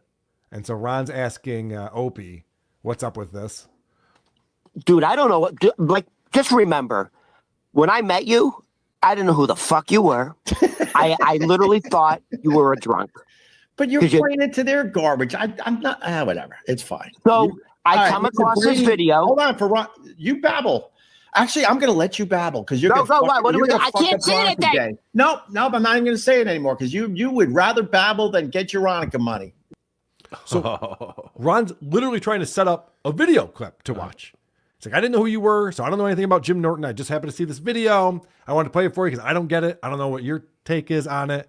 And Opie has to interrupt because the super chat came in. And I have news for Opie. The super chat's not going anywhere. You could just let that sit there. It'll still be there when you're done playing the video and letting Ronnie set this up. Like, Opie's completely forgot how to run a show. He thinks that Ron's interrupting him. Opie was the one ruining the flow on this. He also doesn't realize that he made no sense. Ron's like, I didn't know who you were. I thought you were a drunk. And Opie says, well, that's because you're listening to all the haters. No, he didn't know who you were. Without the haters, he thought you were a drunk. Independently, he thought that you were a drunk. Yes, thank you. Yes. Opie was hanging out at Gebhardt's and podcasting and from there. acting like a drunk. So that's what his take was. He's like, oh, this guy's a regular at the bar. So that's why he thought that. So then they watched this skit. And again, Ron just cannot figure it out. Ron, you don't get it. I don't. He's so brilliant at comedy. He doesn't have to do it anymore. Just his presence. That's it. He's like the modern day, he's like the modern day Jerry Seinfeld with the observational humor. Was that a parody or was that real? I'm being serious. That can't be real. Why don't you get it? That was like that. Dude, that was worse than an open mic. This is why people say I suck at what I do, because there's brilliance like that out there, Ron. I can't compete with that. Are you trying to say Are you trying to say it's so bad it's brilliant? I didn't say it's bad. I think it's just brilliant. Is it funny? I think it's whatever you want it to be, Ron. Is he doing a character? Look, you got the hot take, Opie. He can't commit to anything. No, any take. He doesn't know what he's saying. He has no idea. He has no idea. Also, modern day Seinfeld. What?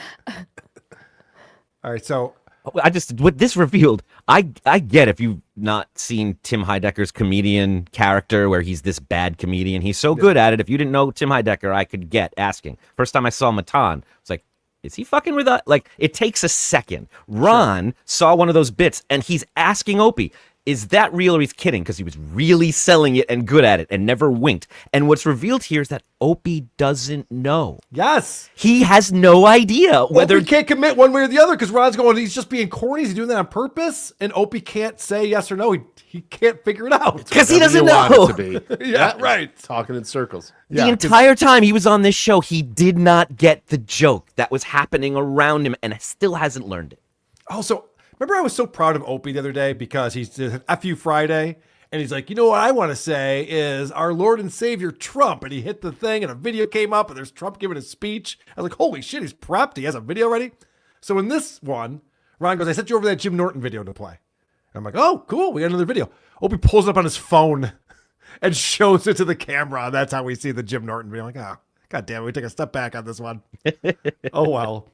But yes, it is revealed that Opie does not like Jim Norton. But Anthony put me and Jim Norton in a really tough spot. Really tough spot.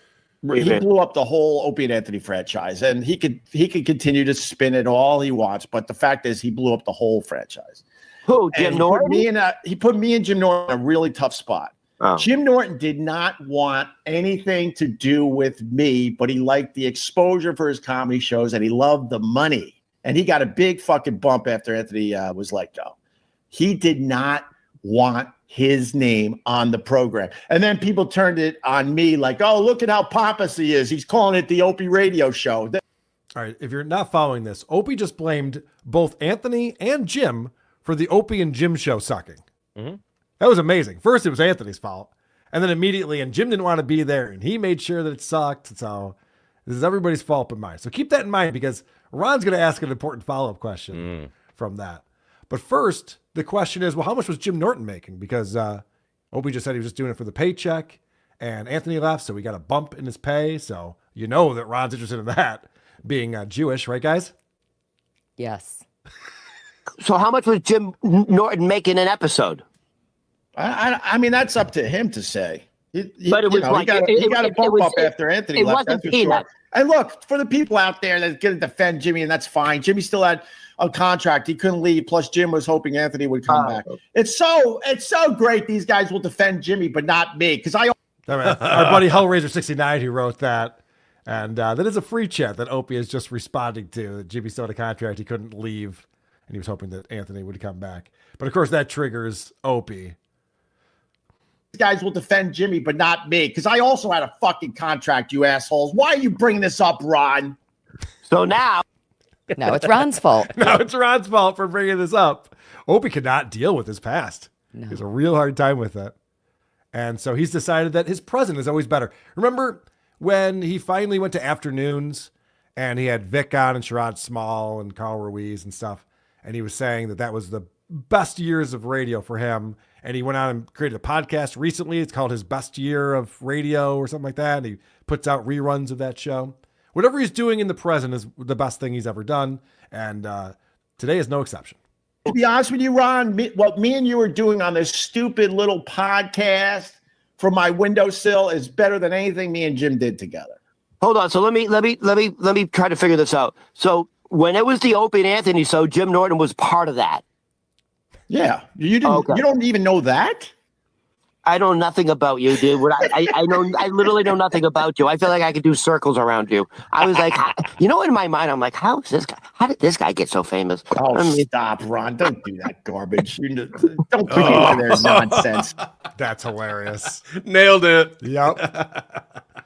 And Ron's right too. Ron's watching this guy. She's like, what is up with this guy? He's a broadcaster. Could run circles around this guy. Probably could, Ron. Don't do that garbage. Oh, you mean makes sense? Right, yeah. Make basic observations that everyone else has already made before me. God, Opie hates that so much. But apparently the Opie and Ron show is better than Opie and Jim. Well, if you think that was a real joke Jim was doing about Friendsgiving being a place for him and his friends to celebrate, then I could see why maybe he'd think that. He doesn't know. It's wild. He has no idea. So the last thing on this discussion about Jim Norton here. You're the star of the show. Your name is your name is first. Why couldn't you have just said, I don't want to work with this guy. I'd rather work with so-and-so. Like, why did you continue to work with Jim Norton? Well, great question, Ron. Your name's on it, Opie. You said it sucked. You should have done something to make it good. Let's see what Hamanaha says about that. Well, that's a very good question. You could have said, no, we don't have chemistry. The show's not gonna work with this guy. Let's find somebody else. Why didn't you do that? I never did. Why? We know. I don't know. Did you have the right to be honest with you, Ron, that's what Sirius wanted at the time. They wanted to try to keep as much of the ONA audience as possible. Right. No, that's not what you said. You said they didn't want E-Rock to produce. If they wanted that, they would have kept him. That's bullshit. Yeah. No, all of a sudden he's a company man. He's just going along with what management wants. But it took him a while to even think of that excuse. Yeah, and it's also Sirius's fault now. Yeah, right. Yes. Let's not forget the list of names that we're blaming. I'll never forget this time period because I was certainly tuned in for the first episode of Opie and Jim without Anthony. And Opie was like, we're going to reinvent ourselves. We're going to do something different. This isn't going to be the Opie and Anthony show anymore. We're going to do something different. And then nothing changed. Let's go to the phones. Yeah, it's the same old shit and same old topics and the different comics coming through and being guests on the show. So Opie did have a chance to reinvent himself or do whatever he wanted to do. And Ron, that's a great question. Like, isn't it your fault that didn't do well? It's wild to think that Opie's never thought about it. It's like the first time that question has been raised and he has nothing prepared. Too busy making excuses all these years. Yeah. So Adam Bush, of course, has been following Opie for some time now on Who Are These Podcasts. So you know that when it's Ronica, that he's going to be referenced. People are going to be watching out for Adam Bush checking out the show. This guy, where are you? Money for Ron for all the heavy lifting he has to do. 100% chance AB woke up early in California for this. What's an AB? Do we even know what an AB is? Antonio Brown. He follows me. What? Antonio Brown, the AB. No, are you serious? No. Oh, because I don't know what an AB is, guys. I'm sorry. We don't live in your stupid world. All right, listen, your Patriots pulled it out last night. They won. Somebody knows about the world. That's telling right there. We're supposed to know about the Dabbleverse. Who said anything about the Dabbleverse? Yeah. Live in your low-level basement. So I think it was referencing Adam Bush. I think so, too. I'm with Ron. It was Antonio Brown. And so, the reference is made. I bet Adam's up early in California watching the stream. And sure enough, I think Adam was up early watching the stream because he does show up. $170, $175 for Ron, $180 for Ron. I think that's it. $180, $185 for Ron, $187 for Ron. Swing.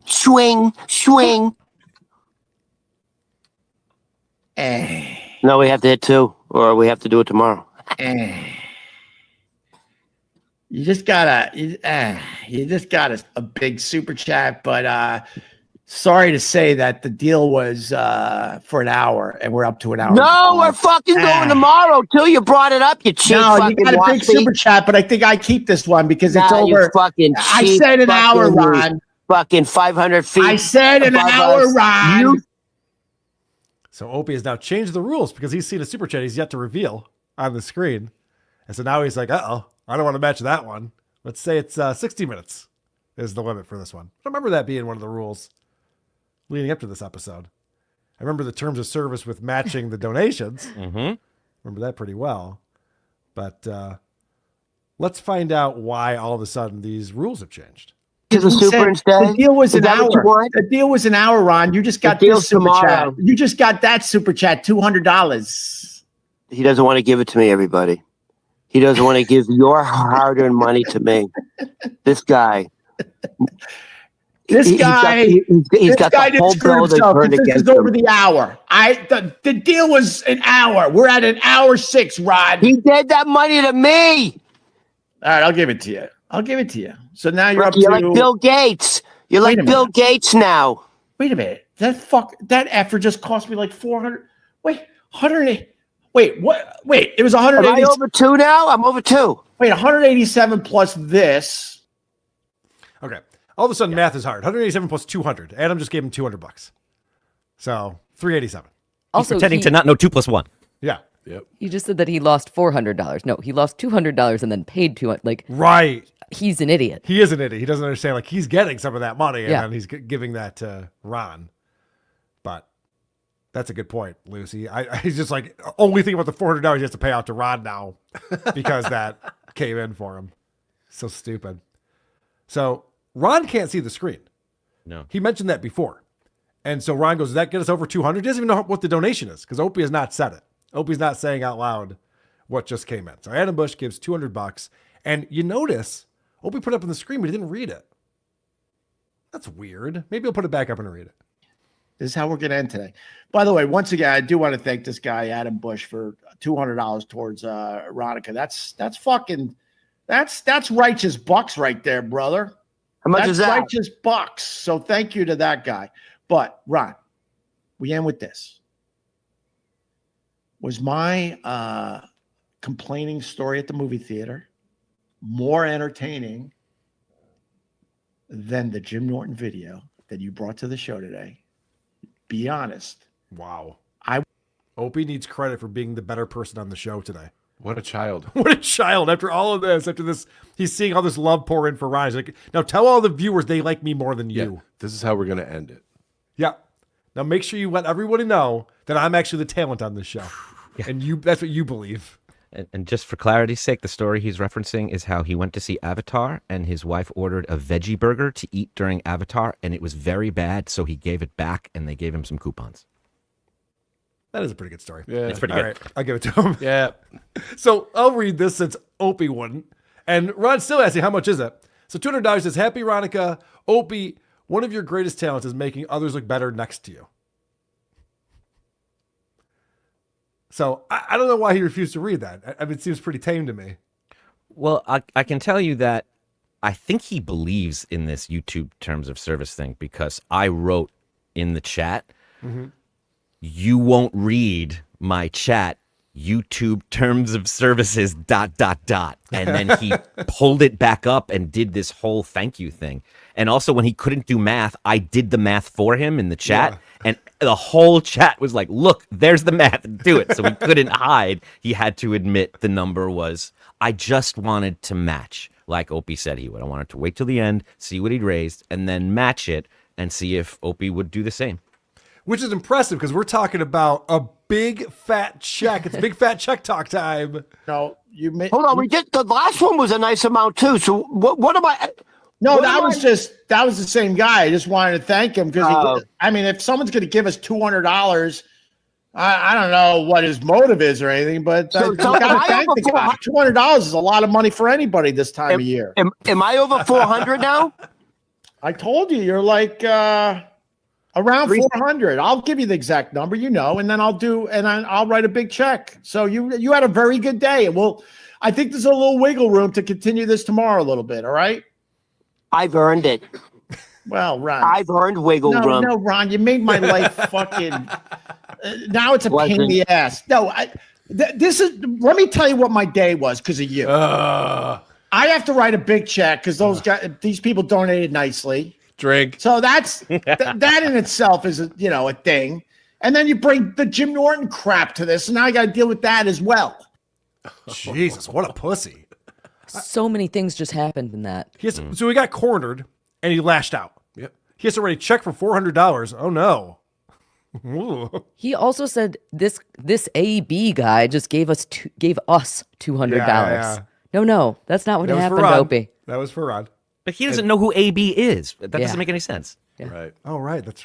How did he figure that out all of a sudden? That's interesting. Insane. And it caused him to recap every bad thing that's happened to him. Oh, yeah. It ruined his day because he watched a Jim Norton video. Yeah. Really? That ruined your day? You're a soft bitch. That's crazy. I see people I dislike all the time on the internet. Made it my profession. Sometimes down here. Yeah. I don't know if Opie's rubbing off on Ron, but their instincts are incredible. During a telethon, Ron's like, I'm going to shit on the beloved Jim Norton. Yeah, I know. That's not bright. And Opie brings to the table the list of how he is under-tipping the people that work in his building, and he wants to read through all of them. None of this inspires people to give. Nope. Not smart. Last clip that we have on here. How much? 4? Yeah, 800. That's a decent. Oh my God, 800. Ron. I don't even have that much money in my bank account. That's a decent. I'm rich. That's a. By the way, are we continuing tomorrow? That's a decent day for Ron right there. It's nice to be rewarded for breathing life back into this show. Yeah, is that what you're doing, Ron? You're gonna buy into their horse shit?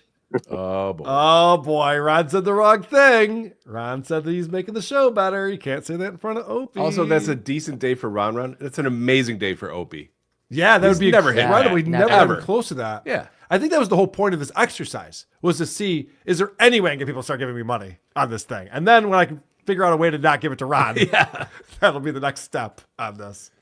Because the whole thing didn't really make a lot of sense to me. No, and then the next day they didn't raise much, and I never heard or saw the exchange of money to Ron or how that went. I guess it's all on Ron's word. Yeah, maybe in the new year or something, Opie will get around to writing that big fat check. Maybe he keeps saying big fat check because it's not real. It's going to be one of those novelty. Damn.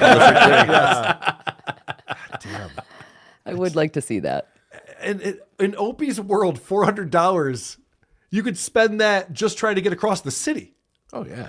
It's insane to me that Opie's acting like this is a big deal. He said back when he was making millions, he used to tip the super almost $200. Oh. So that's when he was flush. What do you think he's doing now? Oof. That's rough. Yeah.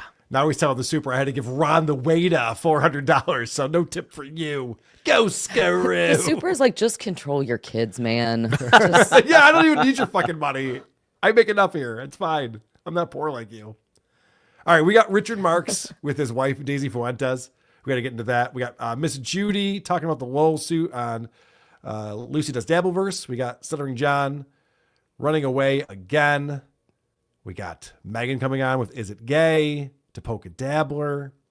So much fun stuff to get to. But first, I'm heading over to supertip.gg/WATP, where Bubble Popper 24, who's killing it in the StutJo subreddit, bringing all the great clips for us, is wishing us a Merry Christmas.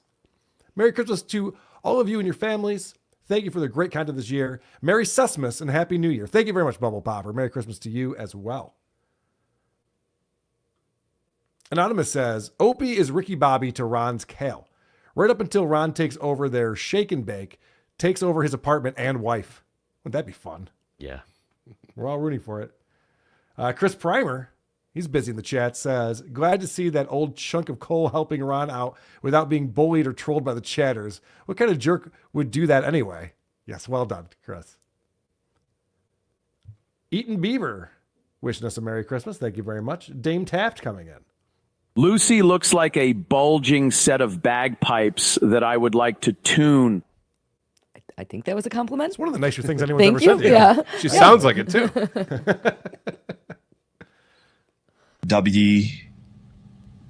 WATP is a women's tennis and pickleball league. Oh boy, count me in. I dabble in my feminine side and like tennis, pickles, and balls. Makes sense. Look at Captain Cheese coming in with $100. That is very much appreciated, Captain Cheese. We'll get a children's yay for that. Captain Cheese for $100 says, I was going to send this to Ron to hurt Opie's pockets, but I couldn't be bothered to get up that early on a Monday. So, Merry Christmas, Carl and Chris. The rest of you, go spin your dreidel or whatever you do. Is that what you guys do? Mm-hmm. Not anymore. No. Hanukkah's come and gone. Does sound fun. Thank you very much, Captain Cheese. Much appreciated. And Labyrinth Mystic comes back in. I was curious if it was just, Chad, why the Kill Kevin show didn't happen except in a hotel room. Was it all Chad's fault? He did make the lanyards. He eagerly told us maybe it was John Blade. Meanwhile, the Univited Melton not only set up moi things, paid for dinner, and was cordial to the talent, it's almost like Patrick has experience hosting an event like Hackamania. That is true. Patrick was very cordial and polite. He let his wife out of the cage for a little bit when I went over to his house. Yeah. So I got to meet her. That was nice. All Apologies Podcast. Trucker Andy coming in. Happy holidays, you filthy animals. Thank you very much. Trucker Andy. The goat. The goat. Look at this. Tony from Hack the Movies is here for $10. Says, most importantest is an okay podcast, but Manny Muskets is at his best when he's on Hack the Movies. Of course he is. He's my favorite person to review movies with. Merry Christmas. Low blow. Tony. A lot of shots being taken there. Has Tony ever super chatted anything that wasn't about his show or him? No. Okay, I didn't think so. Never. I've never seen it. Mac Bean's Scottish Fitness says, Lucy, vid on Shuli A now busts you big time lying. Oh, I know who that is. And I know who this is too. Vid of Lucy lying is worth a quick watch. Shuli Anonymous. Cool. Select Woman Taft. Merry Christmas, Adam Bush, and the rest. Merry Christmas to you. Mike G says, hey, Carl and team. I've now spent nearly a year and a half shrinking my brain by watching WTP and TSN, FSJ, and keep up the great work. Welcome to the club, Mike G. We're all here with you, man. We're a whole support team. Geary Rexwork says, Kaylee has pretty eyes. Nice. Does she have eyes? I've heard that I do. Woody from Syracuse says, thank you, Carl, Chris, Adam, Miss Lucy, Jingles, and all of the WTP staff. Thank you for a great year. Have a wonderful Christmas. I love you all. We love you, Woody from Syracuse. Thanks for being here. Thanks for supporting the show. Geary Rexwork says, Opie should crawl into a running wood chipper. A wood chippa. Chippa. Associate producer Ralph is here. Opie gave his super a card that simply said a donation has been made in your name to Ron the Waiter. Merry Christmas, WATP. That's a Howard Stern reference, if I'm not mistaken there. Yeah, I wonder if Opie can convince Ron to start driving a limo. Oh, there you go. That would be a good character for him. Maybe he could be his bodyguard, too. All right. One of our friends, Adam, tipped us off that Richard Marx is running a podcast. And Richard Marx is an interesting character because he gets easily triggered. He goes on Twitter and just gets into political tirades and arguments with people and is just unhinged and ridiculous. And so I've known for a long time that Richard Marx is like a bitter weirdo. And apparently he has a podcast. I was like, oh, well, that's interesting. Might have to check that out. Well, before the current iteration of his podcast, he did a show with his wife, Daisy Fuentes, called Tequila Talk. And Tequila Talk was born in April of 2020. Of course, this was the time when we were all quarantined. And everyone was stuck in their houses and staring at screens and trying to connect with the outside world any way that they could. And of course, Richard Marx was no exception to that.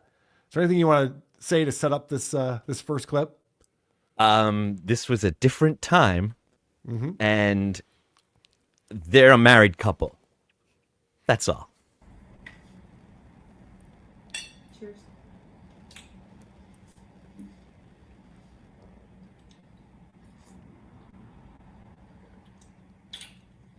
Gay. Welcome to Tequila Talk.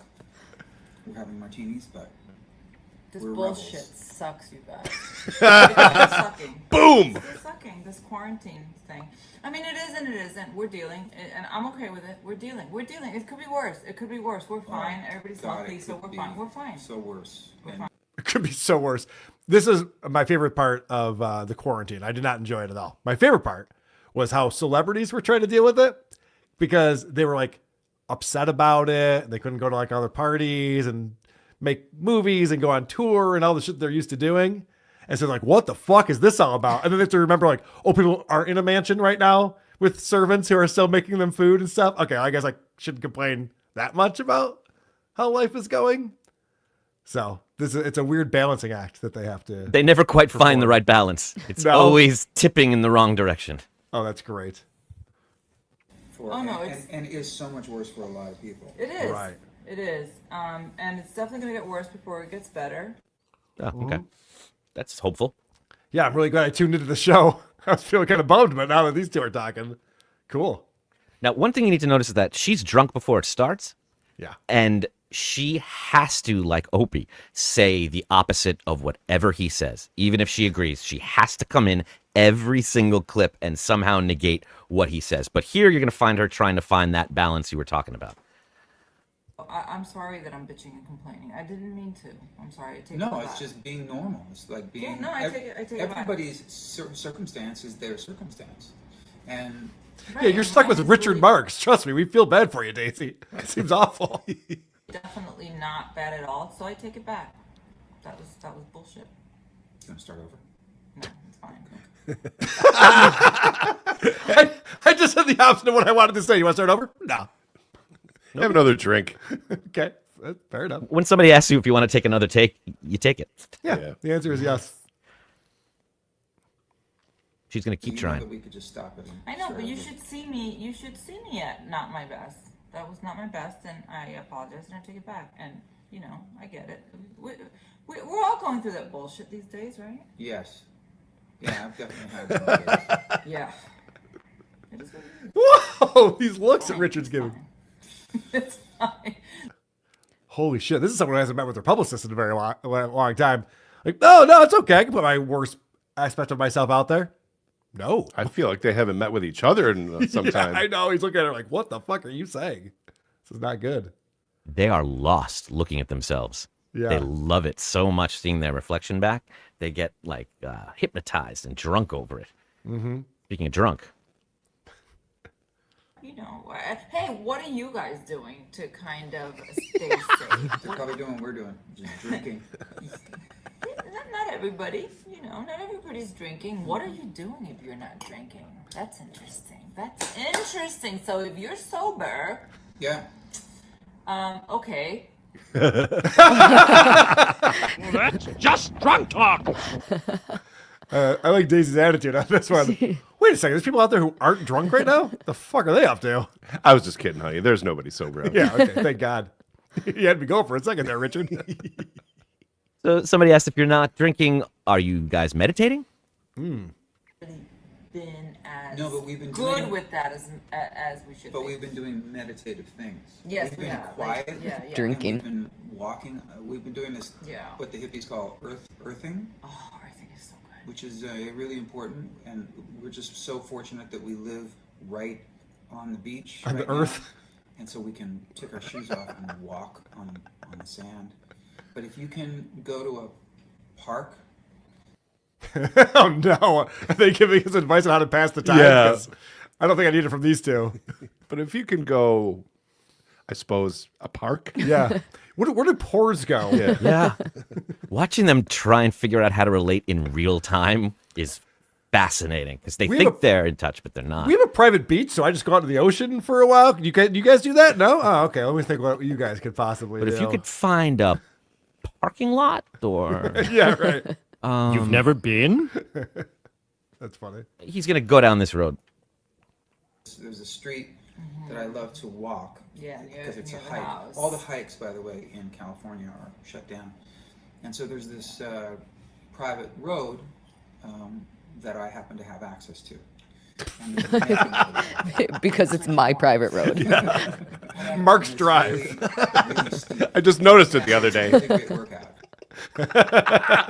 What an asshole. Also, what a crazy time that all the hiking trails were shut down. Yeah, you don't want to be outside of the sun, not during COVID. It'd be awful. You know, you're supposed to be drinking. Right, you're supposed to be inside drinking, staring at a screen. That's how you're going to get better. I love his happened to have access to this private road like he won a quest. Right. He had to answer 3 questions, and a troll offered him access to it. Do you want to hear him say the word pussy? And I do. Yeah. I burn. What do we measure? It's like 800 calories or 900. Yeah, calories. and sometimes I go with them, and sometimes I'm like, no. Yeah, it's not for pussies. It's a lot. It's not for pussy. Yeah, and you know, Daisy, you could work on your legs a little bit more. I no one would complain. But if you don't want to, I guess that's fine too. She's not comfortable with the amount of work that Richard Marx is doing during quarantine. Richard Marx has a schedule. Can you say my name a few more times? Richard Marx has found a schedule of things that he has to do during his quarantine. Now he has various shows that he is now doing for his social medias. One where he is playing songs, and another one where he is doing interviews, and another one where he's talking to his fans, and another. So I have to schedule time to see him. So, which is good. I love that you're doing. By the way, you're very good at the chit chat with the people. Wow. Daisy's like, oh, I wonder if I had talent, if I could do stuff to pass the time. That'd be interesting. That sure be neat. Nope. I love that she says he's good at talking to the people. Yeah. He's the relatable one in that relationship. That's crazy. Do you see how mad she is that he's finding stuff to do with himself? Yeah, she caught herself. Yeah. Which is great, of course. Well, which is awesome. So I love happy it. for you. Has a life outside of Yeah, me. no woman has ever said that meaningfully. No. Here they're going to give us a taste of what we can look forward to in the episodes to come. Anyway, we're going to be talking about all kinds of stupid shit. And not so stupid shit. Some interesting shit. And I hope that some of the stuff that we talk about maybe... Is there anything off limits on our podcast? Yeah, Good I'm question. Sure I'm sure Oh. some stuff is off limits. Not, couth. Is that a word? No. Sure. That's a word, right? Well, yeah, but you didn't use it properly. You stupid fucking blabbermouth cunt! I actually like the dynamic between these two. Because I always thought Daisy was out of his league. Yeah, right. You know what I mean? And now I'm realizing who the pain in the ass is in this relationship. That's hilarious. Is anything off limits? The answer is always no. ChatGPT will tell you. Write a description for my podcast. Nothing is off limits. It's involved in every single one. Daisy, come on. Get your shit together. This is, I think, your least favorite thing that a podcaster can ask. We're going to talk about everything, but we want to know what you guys want to hear us talk about, because we, as you can probably tell, we have opinions about just about everything. Everybody does. Yeah. I think that most people have opinions about everything. Just a lot of people don't feel quite as comfortable, I think, voicing those opinions as we do. Right. Yeah, maybe you shouldn't be as comfortable voicing your opinions. All right, so let's take a quick poll. What do you guys want us to talk about? I'll just talk about that with my friends. I don't need you to talk about it. Well, good, because you're not going to get very far with a different opinion with Mr. Richard Marx. I think that while everyone's, I was going to say everyone's opinion is valid. That's not true. If you're especially the pores. Because I was going to say, we have opinions based upon research. We have opinions based upon looking shit up, and not just hunches or, well, it's just the way it's always been done, or like we really research things and look into things and read about things. And there are plenty of people who are really ignorant whose opinion is not quite as valid as others. Sorry. But it's still an opinion. This is why I love this smug prick. Oh yeah. He really does think he's better than everyone else. This is why he argues with people on the internet. Richard Marx does. Oh, it's fantastic. You know, everyone's opinion is bullshit. We should stop having one. Listen to me. She could barely say opinion. Yeah, she's wasted. She is wasted. Why do they think this was a good time to live stream? And also, why is it still up on their channel? That's proud of it. Do they just forget it's there? Probably. We should grab these immediately before they realize and take it down. I just love that it was Darren Poutrowitz from the Poutrowcast who's like, you got to check out Richard Marx's new interview show with celebrities. It is pretty intense.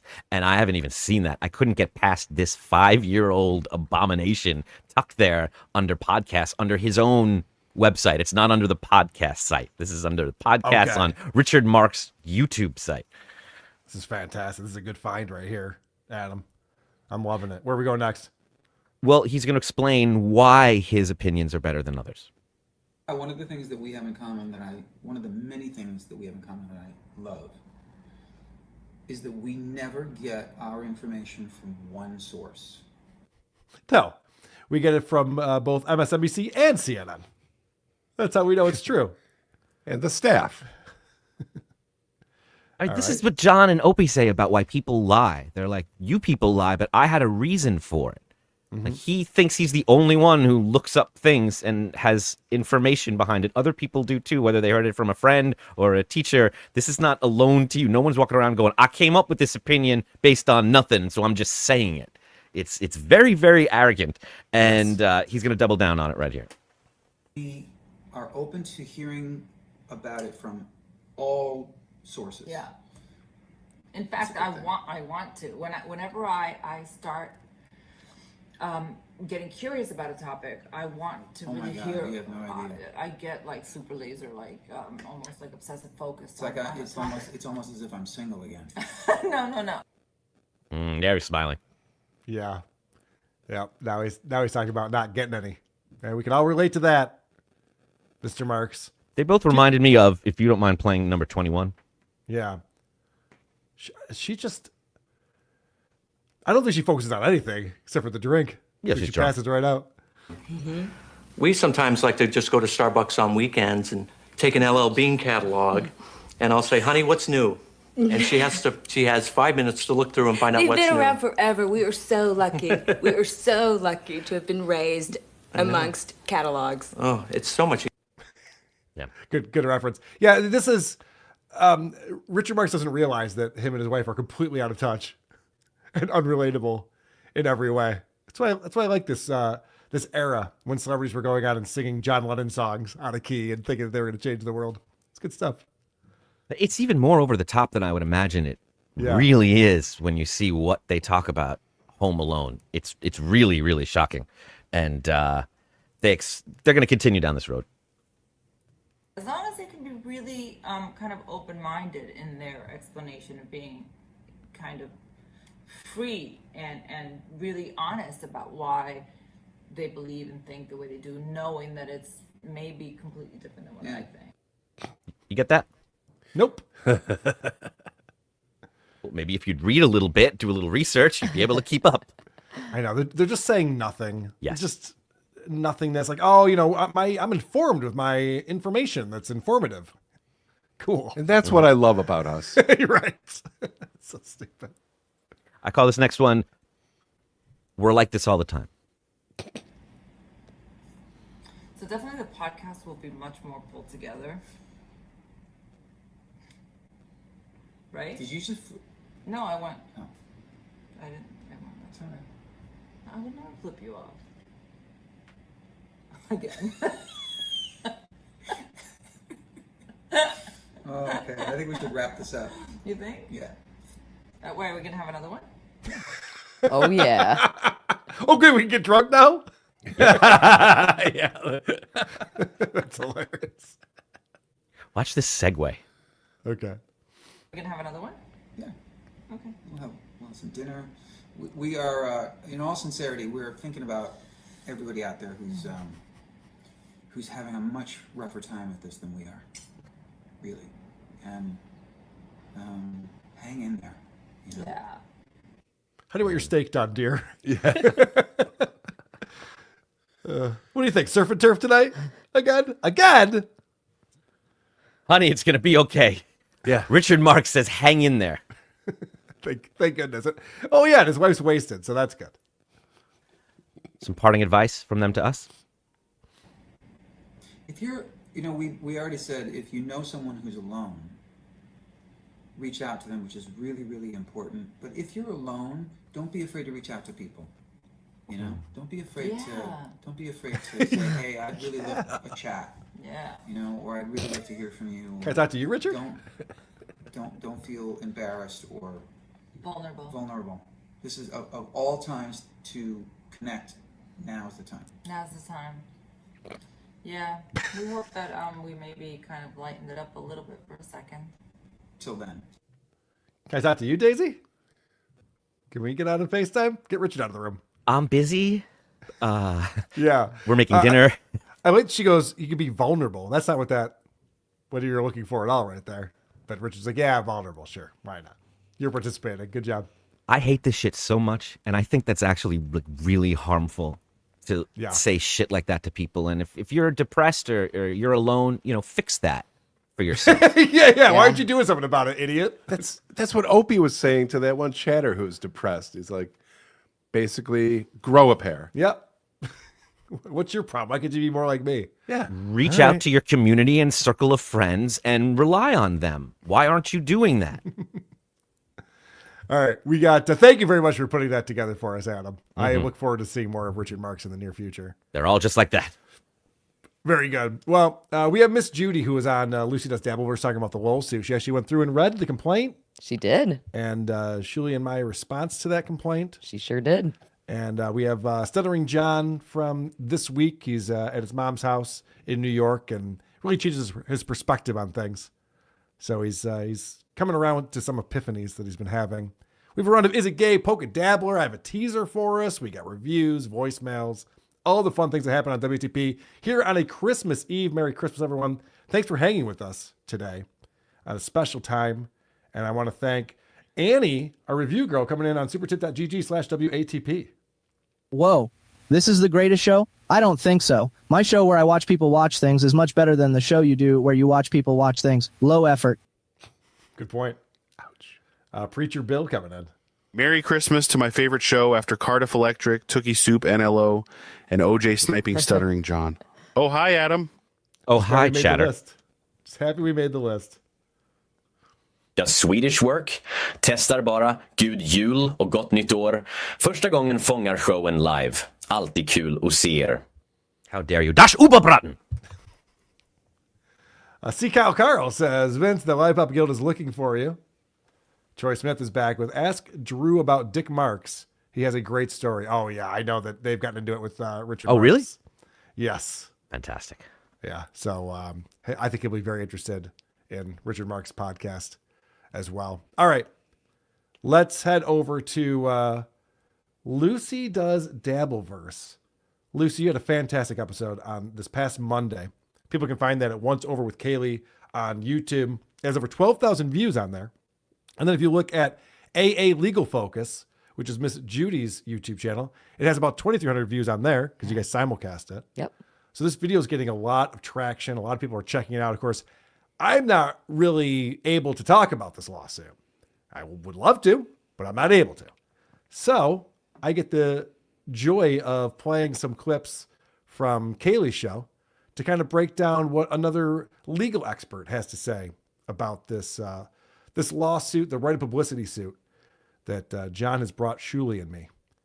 And so we brought some clips of things that Judy had to say after she read through the complaint. Anything else you want to say to set this up before we play any of these? You know, what I really enjoyed, it was a total pleasure having Judy on. I think she's absolutely incredible. But what was really unique about her commentary is that her thoughts are basically an outsider's opinion. She doesn't have a lot to gain other than views, which is something to gain, but it doesn't really mean, you know, she could have taken either side of She does this way legal better opinion. with the true crime stuff she does. Yeah. She gets a lot of views on She that. does. She absolutely does.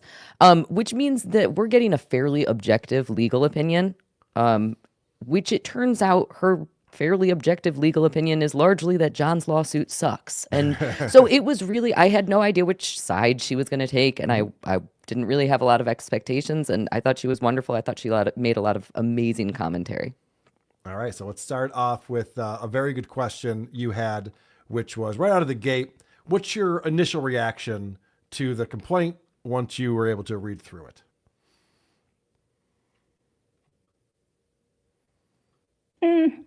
I mean, the complaint pretty much reads like a bunch of hurt feelings. You know, kind of like, oh, these people are making fun of me and they're making tons of money. So I can see why he's upset, but I'm not sure if it's a legal claim. It was so amazing to me that she just right out the gate. I mean, that was within the first 5 minutes of our episode together. And that was her initial thought. Yeah. Amazing. I know there's so many things in there that I can't wait to talk about and read out loud at DabbleCon 3 because she's making some good points there. This next clip is there's some details in the complaint that are comical to any outsider who's reading through this. Yeah, I think a lot of what I saw mainly was the amended complaint, which again reads like a bunch of grievances. Like, wow, they're using me. They're making fun of me. They're making money off of making fun of me. But isn't that what parody is? Or satire, comedy? You're making fun of people. So I kind of feel like the attorney probably should have focused on the more, I don't know, valid points instead of mentioning the sofa cushion thing, which was ridiculous. Because I still remember learning in criminal law way back in law school that you have no privacy rights to your trash. So, and supposedly the trash was illegally in the street too. So, I mean, that's kind of, you know, hurts your feelings that someone took your old sofa cushions, but you didn't even want them. This is so great. And Judy spent a lot of time reminding everybody that she practices not in New York State, which is where this lawsuit is venued, and also that this is not her main practice area. So she is not necessarily familiar with this. But I think that every lawyer can agree that throwing couch cushions into your right of publicity lawsuit makes zero sense. What I liked about what she said is she says, yeah, this isn't my area of expertise, but what I do is kind of boring. Yeah. I find this fascinating. Yes. I think it's why a lot of people gravitate towards this LOLsuit when you start to read through it and really, and the stuff that you've covered on Lucy Does Dabbleverse and a lot of the quickies that you've done breaking this down. It really is a fascinating lawsuit that I would spend hours and hours talking about if I were able to. If you could. But I think that's what's so cool is that Judy came on saying she'll give you an hour of her time, turned into almost 3 hours, and she wants to come back for more. I can't wait to have her back. Because she's already invested so much time reading this, and she finds it fascinating. She's interested in it. So it makes for a great conversation to have, you know, a paralegal and an attorney kind of breaking this down and discussing it. She really went above and beyond in order to prepare for this episode. I was not expecting her to do any legal research. She did over 10 hours. She pulled some case law. Yeah, she had some case law she she was referenced? absolutely incredible. That was I can't interesting say too, enough because good things. she found case law for right of publicity in New York State, where you would think that they would sign with the plaintiff. Yes.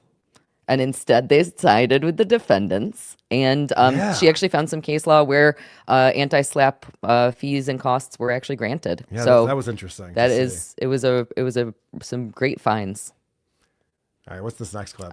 We are going to be looking at Judy talking about the two different attorneys on either side. So Tabor Benedict represents the plaintiff, John Melendez, and Danny represents Carl Yu and Shuli.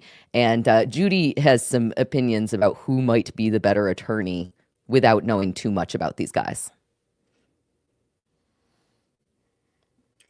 I feel that Benedict is totally outclassed by the defense attorney. The defense attorney clearly has much more experience. And then you said that Benedict actually got disbarred. So before I comment on that, of course, I wanted to confirm it myself. So I was shocked. I was like, oh my gosh, he like hit somebody while driving drunk and severely injured a bicyclist. Yes. So, and he served some prison time. Yes. So she did her research. She did her research. And one of the other things that I truly love about Judy is she really cares about looking at evidence for herself. She doesn't want people to just tell her things. She wants to go and figure it out. And again, that's why we get this amazing objective opinion from her. Yeah, and she goes in to explain why she thinks that John would hire Tabor, which I thought was interesting. Yeah. Myself. Yeah. So I think I heard John saying that his attorney was working on contingency. So what I surmise is that this guy, he was disbarred for maybe a whole decade. So this is his way of getting back into the swing of things and getting publicity for himself by taking on this case on a contingency fee basis. I'm not an attorney. I don't know how that kind of thing works, but it was interesting to hear. It was very interesting to hear say that. that. I don't know that I entirely agree with her theory there, but it's very interesting, and she probably knows about it way more than I do as an attorney. So then you guys get into Kate Meany. Yes, we sure did. And people don't know, there's an amendment to the amended complaint, a third amended complaint. Almost. That's so close. That was close. That's really, really close. Okay, so there was the initial complaint, an amended complaint. Yeah. There is now a request to amend the complaint a second time. Right. That request has not yet been granted by the courts. So Kate Meany is not currently a party to this action. She is not currently a defendant, but John's side is trying to add her. Now, this is a little bit peculiar because Kate Meany did not participate in the two main events that are the subject of this lawsuit. So Judy is very curious about that and seems very confused about why Kate Meany might possibly be getting added. Can I ask you something? Yeah, please. Okay, so because you've been reading up on this for quite a while, so what kind of cause of action could he potentially have against Kate Meany in a civil context? That's a great question. Oh, was that? That's the wrong one. That was the wrong link, wasn't it? I thought I grabbed the right one on this one. I might have the wrong link on that. Do you remember what the 1924? 1924. Yeah. On it. Assuming from what I've read. So I don't see why she should be joined as a defendant because she didn't do anything with it in terms of commercial use or trying to make money off of it.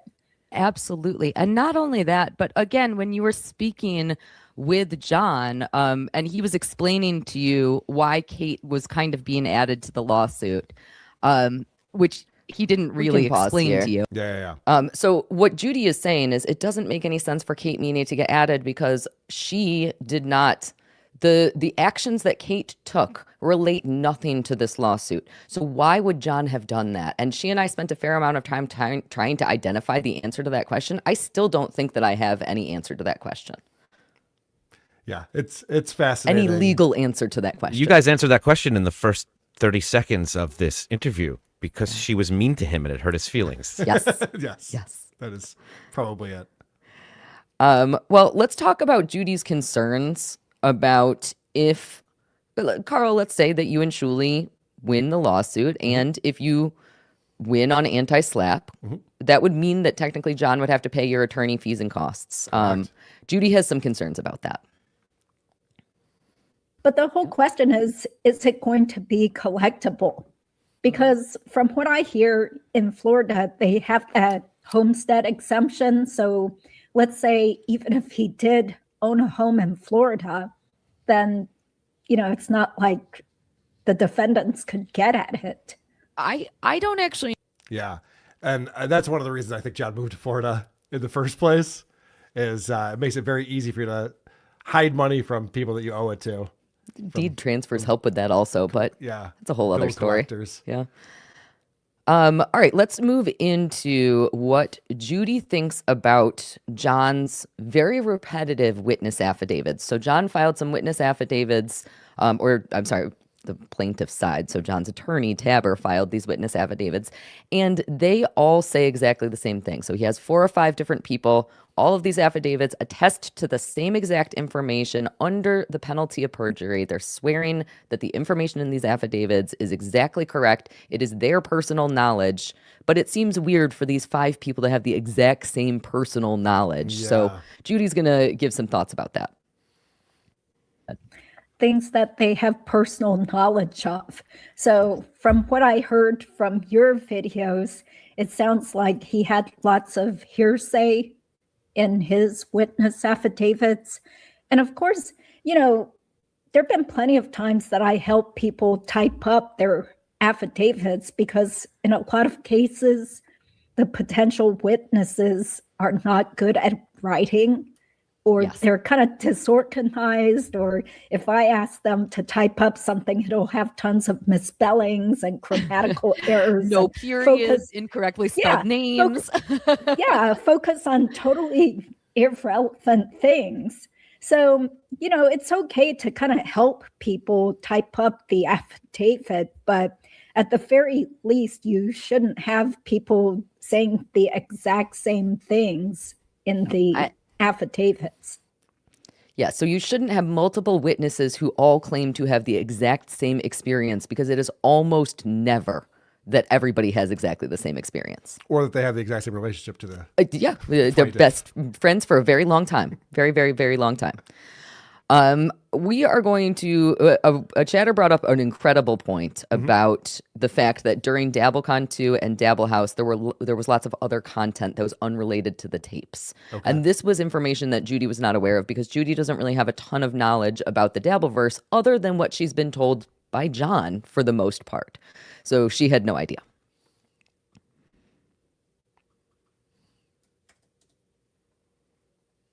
It was a 2-day event with multiple podcast shows participating in their own content. The tapes were barely 15% of the content. This is a very good point. So even though the tapes were featured during those podcasts, there were also other things featured that had absolutely nothing to do with John. Plenty of other stuff. Trucker Andy from All Apologies. Yeah. So you can even see there, she's realizing her wheels were spinning as she's hearing that question get asked. Because John is making it seem like there's these tapes that were illegally recorded, and if you wanted to hear them, we just hit play on it if you pay for the pay-per-view. Yes. Which is not the case. No, we did live podcasts and all weekend. She agrees. She says here, well, that changes quite a bit of things. And you can hear, she goes, interesting. And I think that is exactly one of the reasons that this lawsuit is so interesting, because he has spun this narrative that is, again, based on the hurt feelings. And Judy identified that immediately. Well, it's the same as Carl posted my entire audiobook on his Patreon. Yes.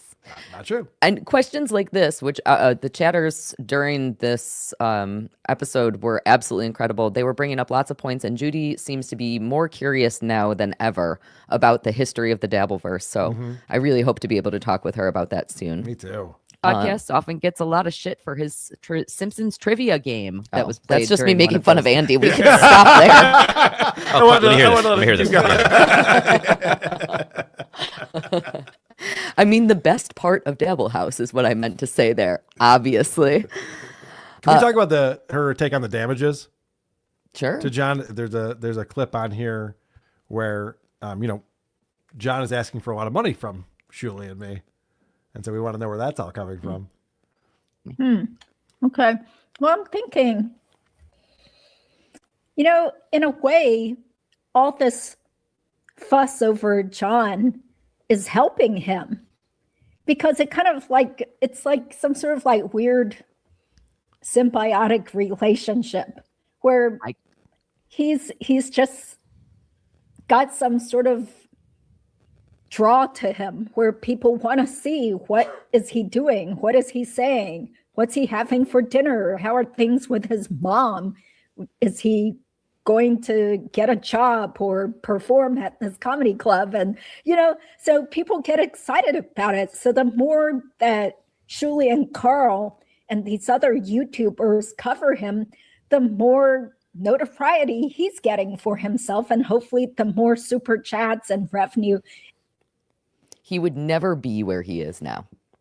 Which, yeah, he's in a great place, but he's definitely making money from podcasting. And no, the Dabbleverse is the reason why anyone's paying attention to anything John Melendez is doing.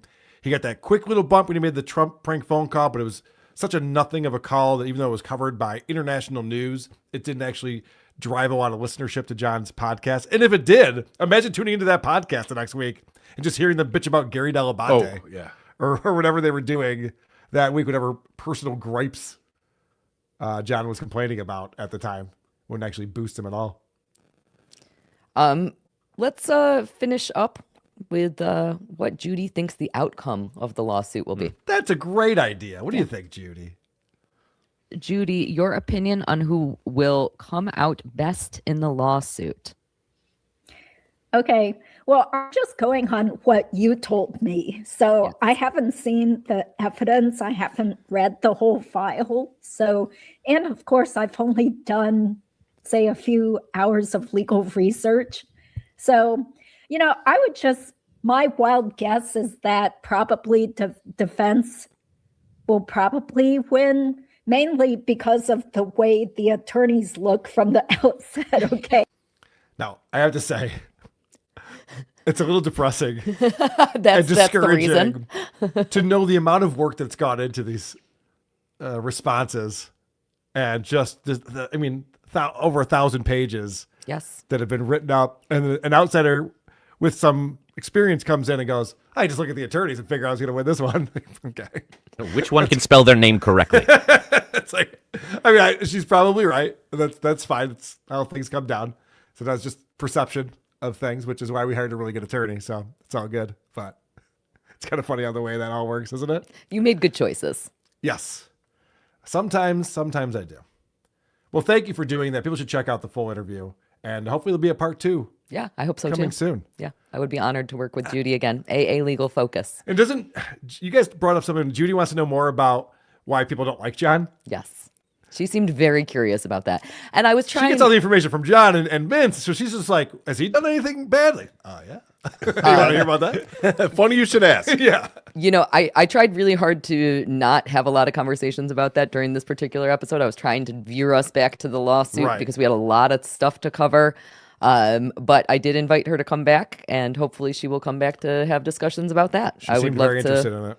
I would love to have those conversations with her. I think it's worth noting that she dresses down when she's on John's show, but when she appears with Lucy, she's all done up and made up and looks amazing. Her hair looked stunning. She was wonderful.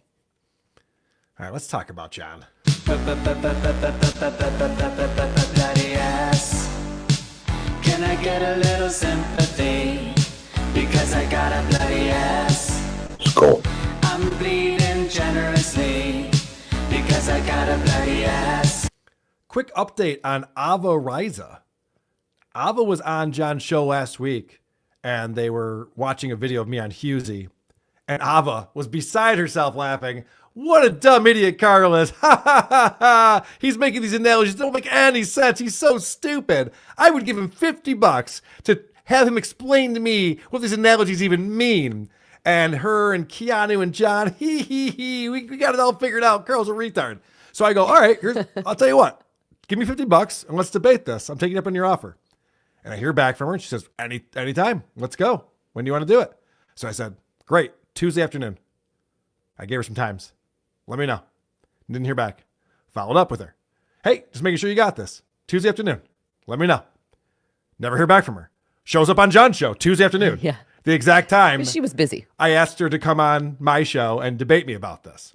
So she completely pussed out on it. Adam, you look surprised. You had faith in Ava. You had confidence in her being a stand-up person. It's not like you brought up the Holocaust or anything, did you? I did. Oh, okay. No. It was a 9/11. I brought up. Oh, okay. And Howard Stern. I know. There's so many people in the Dabbleverse that like Karmic X and people who say everybody's scared to say things to their face, and then when you ask for the link, they disappear. Yeah, it's crazy. And to be as smug as Ava was on that show too, just be like, I'm so much smarter than the crowd. Like, let's have a discussion. I'd love to talk to you about this. And then ghosts me. So I was a pussy. This is funny. John has Vince the lawyer on and Ava, and they're talking about the lawsuit that we were just discussing with Lucy and Miss Judy. Well, they seem to think so. I mean, they're all talking about anti-slap and all that shit. I'm like, what the fuck are you talking about? What do you think? What do you think's the over/under on John winning the case? Hey, Ava, that's not how over and unders work. You retard, you dumb fucking bitch. What's the over/under on winning the case? Idiot. I'll give her $50 to explain that to me. Yeah, no shit. I didn't know we were gambling on this now. 25%. Wait, 25% of me winning? I don't know. I mean, I don't know what's going on in your case. I haven't even read your complaint. I just heard things. Asshole, he just gets done talking about I gotta be realistic. on my behalf, and then fucking comes out with that number. This is why he's a troll, Ava. You asked for my realistic opinion. That's what I gave. Now, I don't know. I haven't read your complaint. I don't know what's going on with your case. Read the complaint. Yes, you have. Oh, did John just reveal something right there? Sounds it. Yes, you have. Are we getting some counsel on this complaint? Because I remember Vince said he couldn't text with me anymore once this lawsuit came into play. For some way he was involved in it. And all of a sudden he's on double point with me. And John's claiming that he read the complaint and he should know about it. It's all getting very murky. John's face during this whole thing. I love it. He's you so can pissed see off. him. You can see how pissed off he is at Vince right now. It makes it seem like someone's been blowing smoke up his ass all this time. Who and he could thought that for have sure he been? had a slam dunk case. What? And then to hear that like there's a really good chance he's not going to win the case. He's like, where's this coming from? Wait, what? This is news to John. That was, all of a yeah, sudden. that was clearly the first time that he had ever been told, Yeah. you might not win. You probably won't win is what he was just Yeah, told. yeah. Anything ever. Right. And it's funny because 3 minutes later, John's still holding on to this. 25%. What a fucking asshole. You I don't know. Yeah, I don't know about the law. You just got done arguing on my behalf and then go 25%. Well, I don't know what. You're on a timeout. All right, John, 20%. Right, I know. He gets so butthurt when you have a different opinion than he does. Can't handle it. I would love to know what used to be on those hangers on the door right there. I know they're always there, aren't they? Maybe They've been there for over a year. Maybe that's where his brother's suit was. Ah. John needed it for DC. So John gets, Ava has to go and Vince goes. And so it's just John. And John's kind of reflecting on the year and thinking about all the stuff that's been going on. And he's upset that the Shuli Network's been talking about it. And of course, he's been striking the shit out of the Shuli Network's channel. And he struck OJ for sniping him. And so John is trying to pretend like he doesn't do the things that these other channels do to him. And I'm not sitting here. I'm not watching the Shitways show, am I? I'm not sniping Pinky, am I? No, I'm not. I could just sit here with a microphone and a camera and these guns and do a show without having to do that. It's funny because I can remember a couple of examples of him going to Shuli's Anonymous and Hack vs. Watching Anonymous videos. and just pulling up videos and responding to them. And actually, he was just watching one of me over at Patrick's house and making fun of my teeth for a while. But all of a sudden, now that he's striking channels, he doesn't do that. It's crazy. Like we just changed the rules of everything just now because he's the one striking chairs. Like I'm not watching clips and goofing on them. You're not? Oh, weird. It's weird that you remember him doing that stuff. Yeah. He's really banking on you not. Yeah, well, maybe there's receipts or something that you can actually like figure out that he's definitely done that before. So John's having like this weird come to Jesus moment where he's figuring out that what are we even doing, guys? Like, yeah, we've all made mistakes in this. Can we all just get along? Can we all just stop fucking around? Have I made mistakes in the past? Yes. I'm not perfect. That's why pencils have erasers. I'll say it again. I'll say it once and I'll say it again. Have I done things that I'm not too happy about? Yes, I have. But we all grow and people change. When will you? Oh, I love that John's actually like, he's a guy who can evolve. Yeah. We've been breaking this down, going back, Living in the Past series on our Patreon. John's the same guy he's always been. Mm-hmm. He likes to act like, I lash out because the devil versus all against me. He's always been attacking people. Yep. That's all he does. And now he's just like, I don't know what your fucking problem is. You're making fun of me. Like, can you just like grow up? Can someone please grow up over here? Let's let LOLsuits be bygones. Yeah. It's laughable that he's acting like he's the one who can mature and change his ways. And it's as if he's ever been tolerant of anybody not agreeing with him and been like, hey, they'll take some time, they'll learn and grow. It's a part of life. Also, the thing that frustrates me about this whole rant he goes on, and I get more clips, he never has any specifics. I made mistakes, and I learned from them. Name one. I would like to hear the list of mistakes. I'd like to learn what you learned from it and what you changed based on that. Number one, I wished I'd played professional football. Right. Yes, that's I his admit biggest it. regret, of course. I wish I saved my money. So then we find out, what does change mean to John? Is there a chance?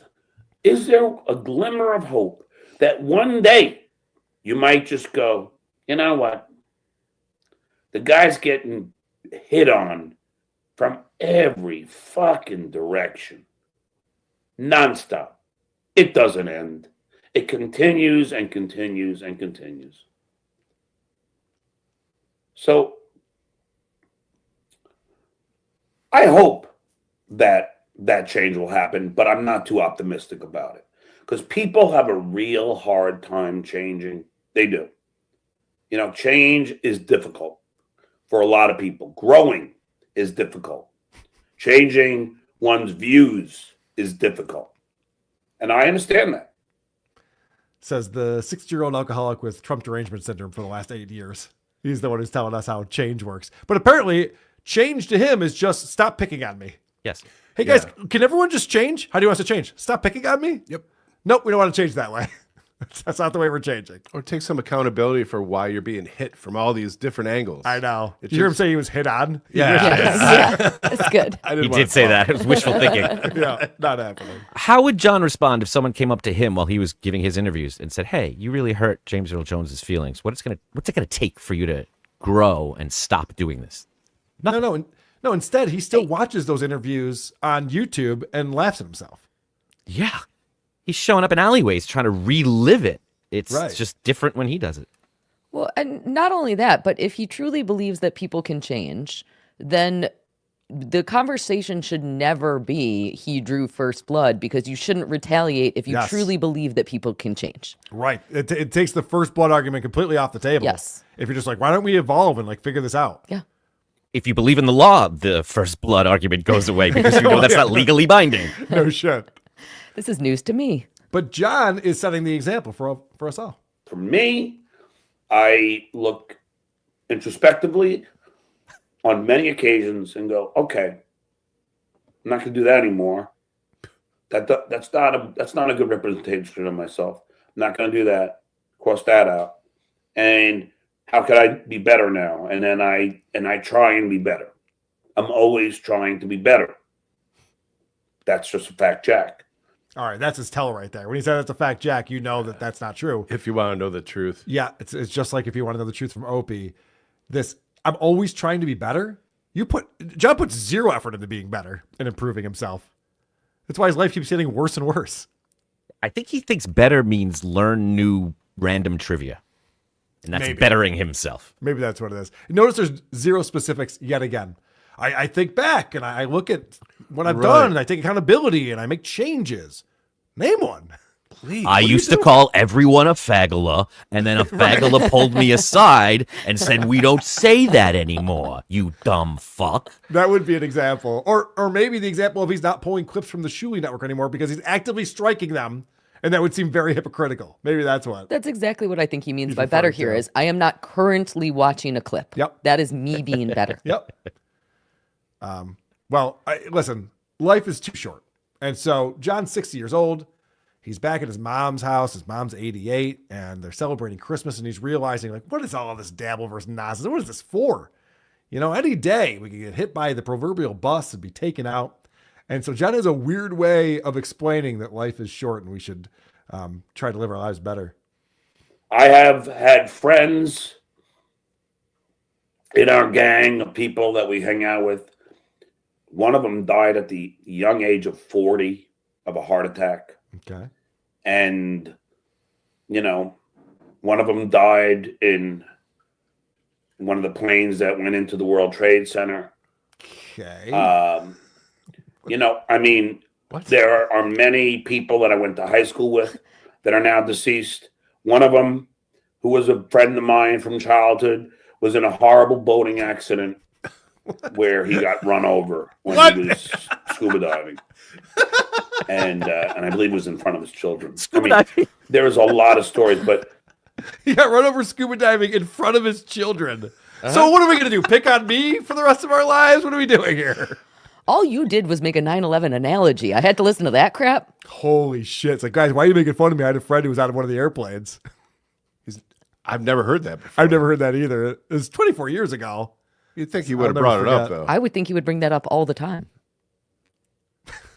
Wasn't he talking about his drunk friend that didn't show up to work in the World Trade Center on that Yeah. morning? We've hered that a lot. Yeah. Anyway, I just thought that was so wild that he's just like, guys, life's too short. Let me list a bunch of guys I used to know who died out by now. Okay. Weird. I don't know if you're getting the message across. But listen, John is switching gears and he's going to and he does this every once in a while. You know, he's on the attack and he's the Duke and he's kicking everyone's ass. And then every now and again, he realizes that, like, everyone's just picking on me over here, and it's not nice. does that make you feel better about yourself? Does it make you feel better to bully one man? To have a fucking whole universe in this little microcosm of society known as the fucking Dabbleverse, to have that all just hate and aggression aimed at one person? Does it really make you feel good? Hey, let's pile on. Come on, Silent Mike. Come on, Log Cabin Larry. Come on, Single Wide. Come on, just do it. Come on, Moonhead. Come on, Lucy. Come on, No Shoulder Chris. I mean, Come on, Fatty Patty. Come on, Puppet. Come on, Potato. Come on, Orange. Where's Adam? That's very inspirational, actually. I know, but poor Adam got left out in all of that. Come on, everybody. Look at Adam had to go away. No acknowledgement at all to the great Adam Bush on that one. And I'm pointing out the obvious, but this is a guy who would pile on anything to not be the target. He'd love it. Yeah. In his stand-up act he just gave, he, without anybody asking, mentioned how Grillo knew that Howard was cheating on his wife and keeping it a secret. Why would you do that to Grillo, let alone Howard? What is wrong with you? Yeah. But John does this every once in a while, every few months. He goes for the sympathy angle where he's just like, guys, woe is me. Everyone's making fun of me. And I'll say it again. And Anthony's in the chat right now. We're listening back to his podcast in 2018, and it was nonstop going after Anthony and Artie. Like every episode was calling those two guys out. And so he's constantly antagonizing people. He's constantly looking for a fight. And then when the fight comes back to him, he's just like, whoa. Life's too short. What's with all the fighting over here? So it's very convenient for him. This was a show he did on the 23rd. And then he came back. I don't think he made enough money. He came back later on the 23rd to do another broadcast. And Pest is one of the YouTube clippers who's actually in the chat right now. And Pest pulled a nice clip of this and some things that I wanted to point out. I love that John's getting clipped a lot lately from a lot of the clip channels, which is great.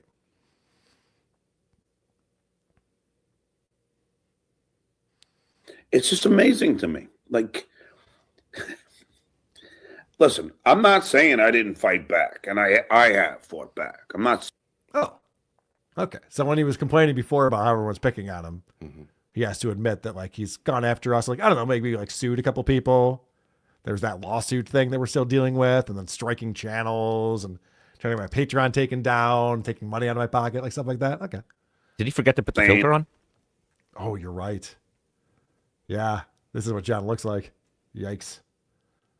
I'm innocent by any stretch of the imagination. I do fight back, and it's just in my nature.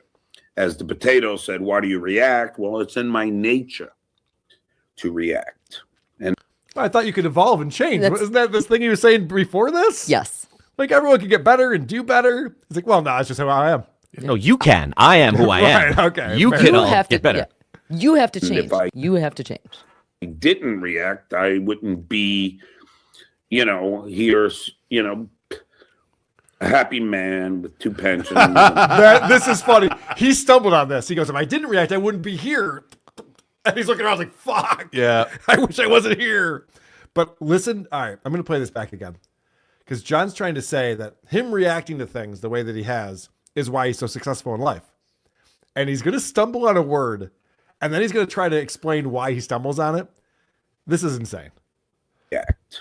And if I didn't react, I wouldn't be, here's, a happy man with 2 pensions and brand new, beautiful house and everything else. Beautiful, wonderful family that I stutter on the F. Wow. F. Is that insane? That's not because he's a stutterer, because I didn't see him stutter at all the rest of this broadcast. Yes, and he put the word pensions where the word children used to be. I'm so proud of my 2 beautiful pensions. The first thing he said. Beautiful pensions. Watching them grow over the years is the most satisfying part of my life. And now they're shrinking, like pensions do. Yeah, Anthony, good call. He tried to get Anthony fired from WABC.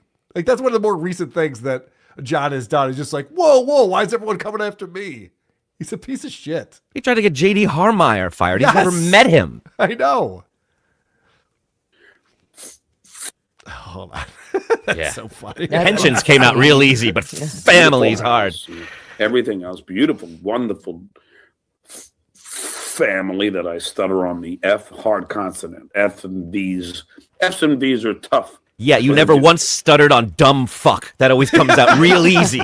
Good point. Also, we've been listening to him talk about his stutter. Isn't it always M's? I thought it was R's. M's and R's.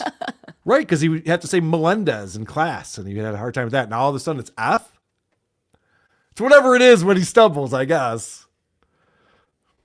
But I could see that we are getting the normal hate. Yeah. All right, so Hate you deserve. This is what John ought to do this time of year. Reassess what's going on and realize that he's getting beat up too badly, so he just wants a payday, and then he's going to go away. But yet it doesn't stop. It just does not. Which is why December 31st will be my last show for quite some time. So December 31st, as I did last year, it just doesn't stop. As I did last year. Yeah. I stopped podcasting last year, remember? What are you doing now? At least this year, he said, for some time. For some time, yeah. Until whatever he's trying to do fails. The hate does not stop. All right. Holy shit, we still haven't gotten through his New Year's show. No, I never did get through all of that. The hate not stopping. I wonder if that has anything to do with him fucking with people's livelihoods. Like trying to take money out of people's pockets. Yeah, he's costing the Shuli Network money by getting them nuked off of YouTube multiple times in the last few weeks. I wonder if that causes people to dislike you. There's like hate there, like Anthony in the chat just now going, yeah, this guy tried to fucking get me fired. That doesn't sound right. And John's acting like he's just a victim. Just why is this all happening to me? What did I do? Yeah, but Anthony made fun of the parking outside of his gig. What is he supposed to do? That's true. Yes, he did deserve it for that. Fair is fair. All right. We're going to miss you, John. Happy New Year. We have Is It Gay coming up in just a moment. Megan and Annie are here waiting for that.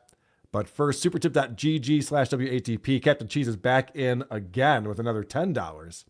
Saying, what a coincidence. When Dick Masterson had his LOLsuit, Maddox hired a drinky, drivey lawyer too. However, I will say that running over cyclists is based.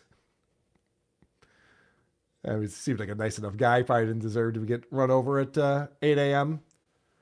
on a Monday morning. Yeah. Was that Kevin Brennan?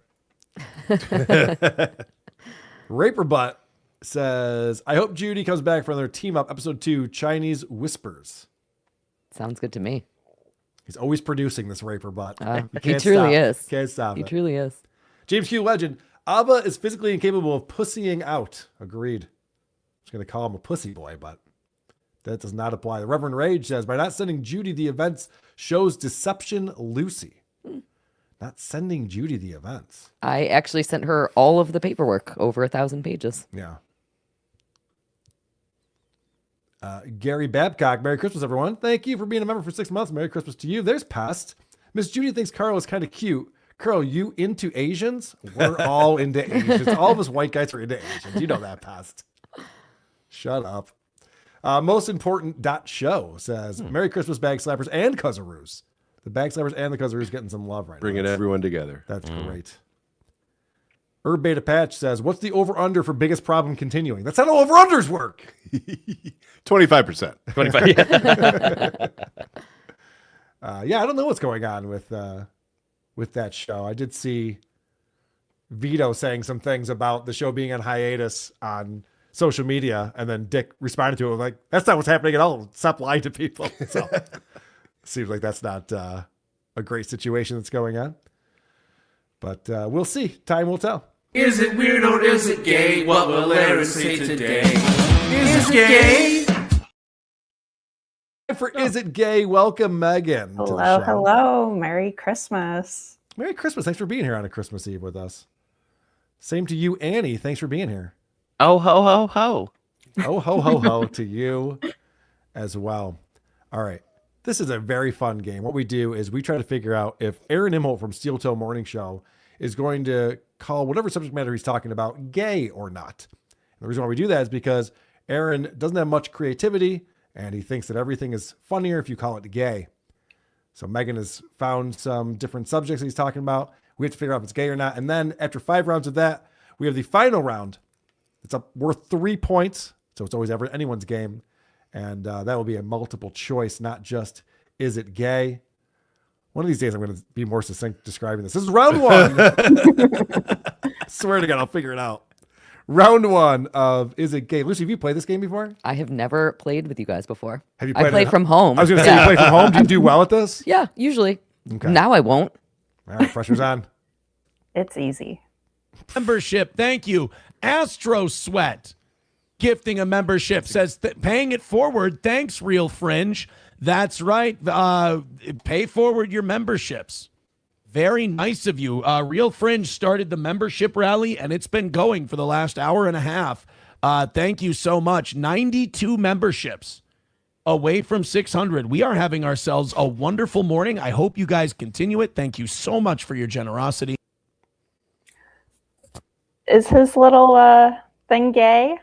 Oh, where he hugged himself right there? Where he hugged himself? Is this gay, Adam? Oh, he recognizes his First of all, what happened to Johnny Crutches? It's the holidays. Who is that? It's Oz. Yeah, he's One got of his Oz old now on co-hosts. Thursdays. Oz on Thursdays. Okay. I'm going with gay because he liked saying the word fringe a lot, and he had a little sparkle in his eye whenever he did it. Carl. So the reason why he stopped hugging himself is because Patrick Melton started pointing it out that he was soothing himself by hugging him. So I'm sure he caught himself in the monitor and then had to call it gay. I'm going to say it's gay. Chris. Not gay. Lucy. I'm going with gay. Annie. I think it's gay. Let's find out. That was gay. I just did this. That was gay. Yeah. I knew he'd be real self-conscious about that. Thank you for the note, by the way, to pause that very quickly. This game is very stressful for me. I have to make sure I hit the pause in the right place or else I get yelled at. Round 2. If you're now, I have a weird neck ache. I have a fucking, I don't know. I woke up just like in a real, you ever just wake up and you're like, I feel like a bag of shit. You know what else it is? I give you my chair when you come here. Yeah. And I sit on this. You know, we went to Hennon's and we bought these chairs. They're expensive fucking chairs. This one sucks. I think I can understand why April got hooked on coke. I hate this chair. I would do a couple lines if I had to sit on this chair every day. What a nice guy. What an asshole. April's been out of his life for 2 years now. Walk a mile in another shoes.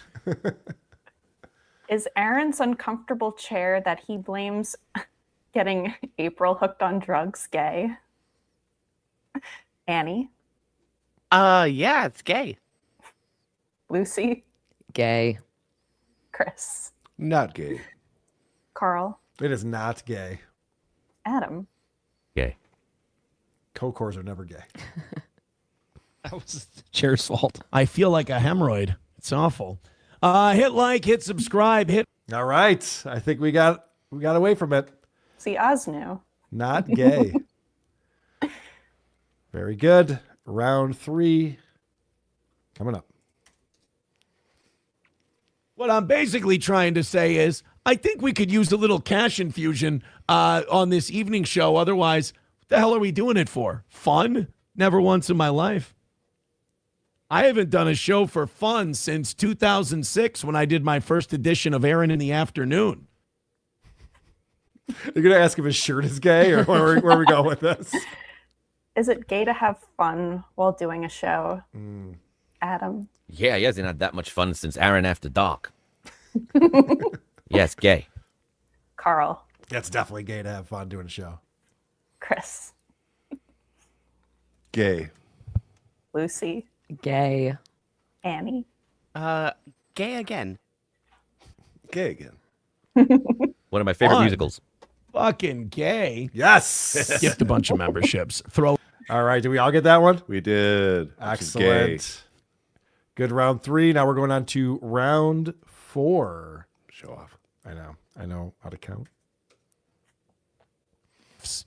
651 right now. I can't believe that the ASMR isn't getting us up over 700. Yeah. I can't understand it. It's so evocative. Is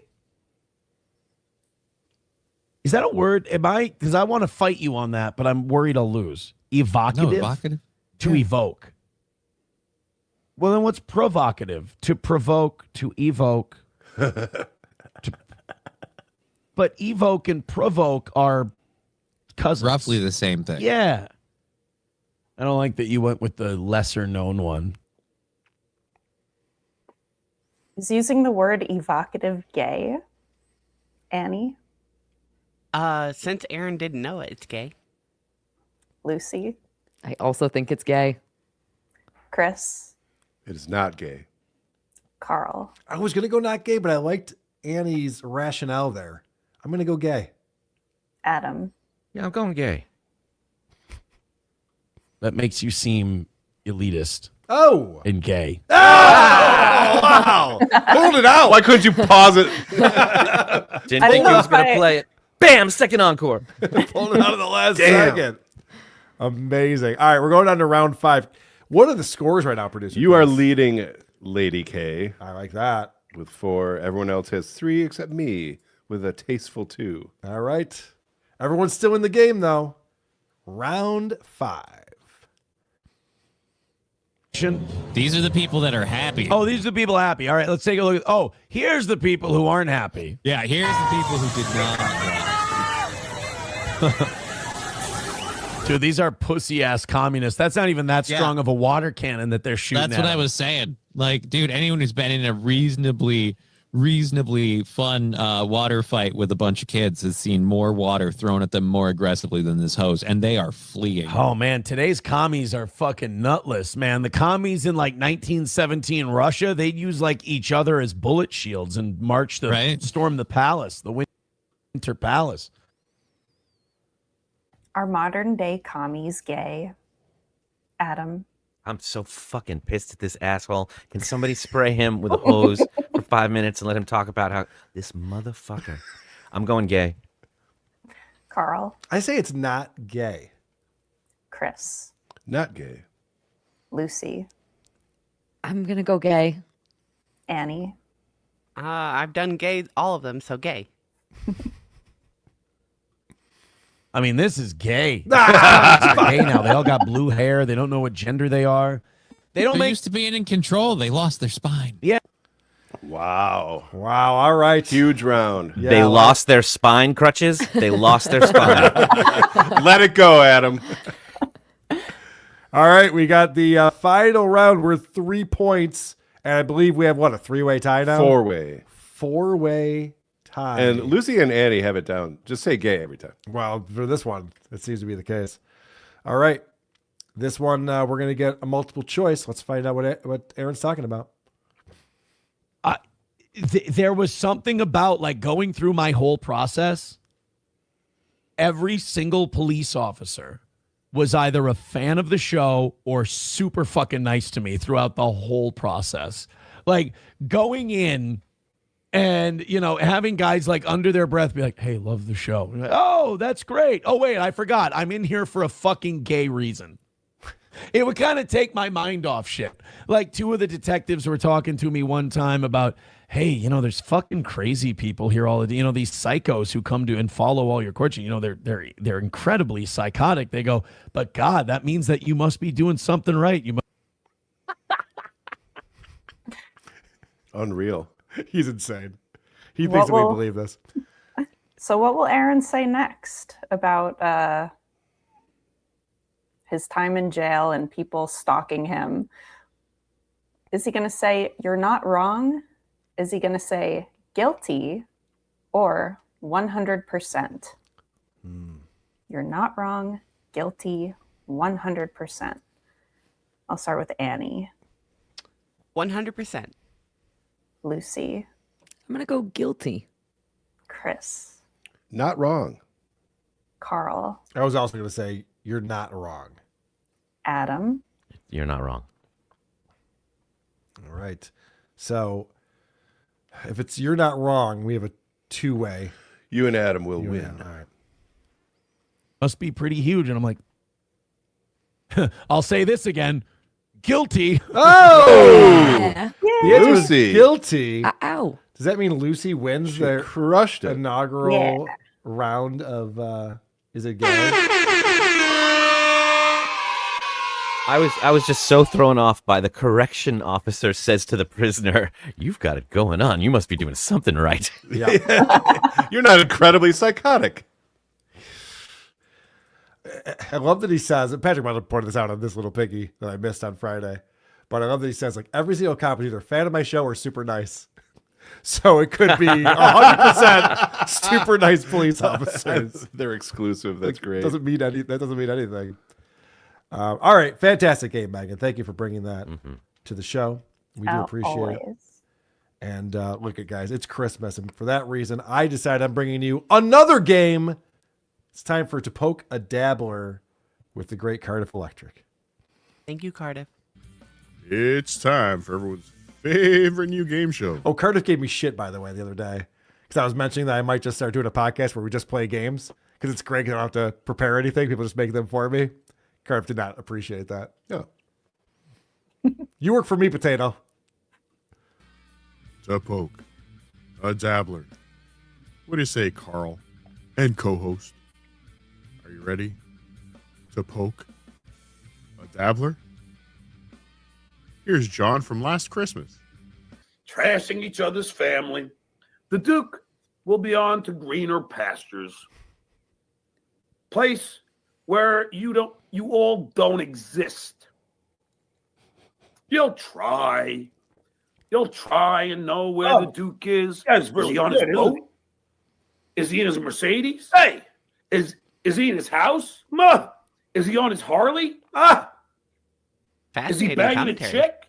Oh, which one is it? Bill, where's the Duke? Is he in France with Kate Meany? Where is he? We missed the Duke. That's what's going to happen, Pinky. Jamaica. They're going to miss me. You're going to miss me. Think of all the content that you're going to lose. Think of all the hours of material that's going to be.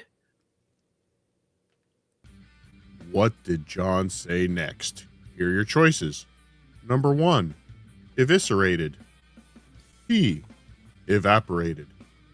Next, annihilated. 4, vaporized. And lastly, decimated. And lastly, 2, suck it, Adam Bush. To poke a dabbler. All right, I always go first.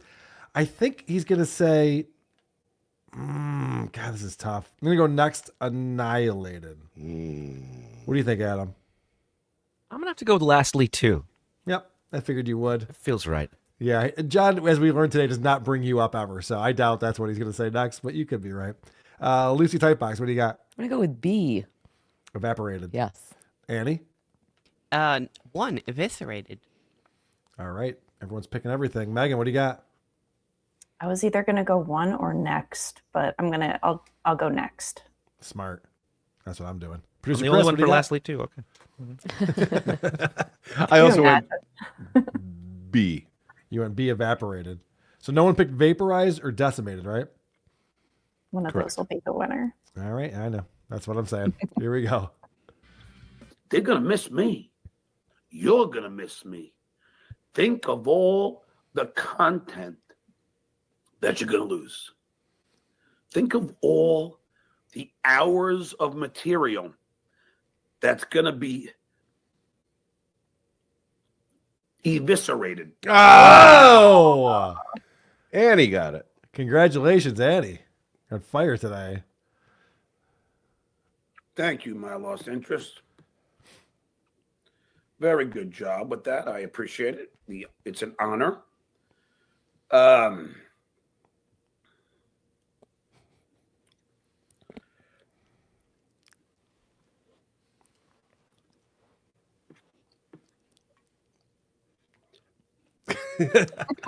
You're on, John. Funeral director, it's Christmas, bro. Take the day off. Hang with family.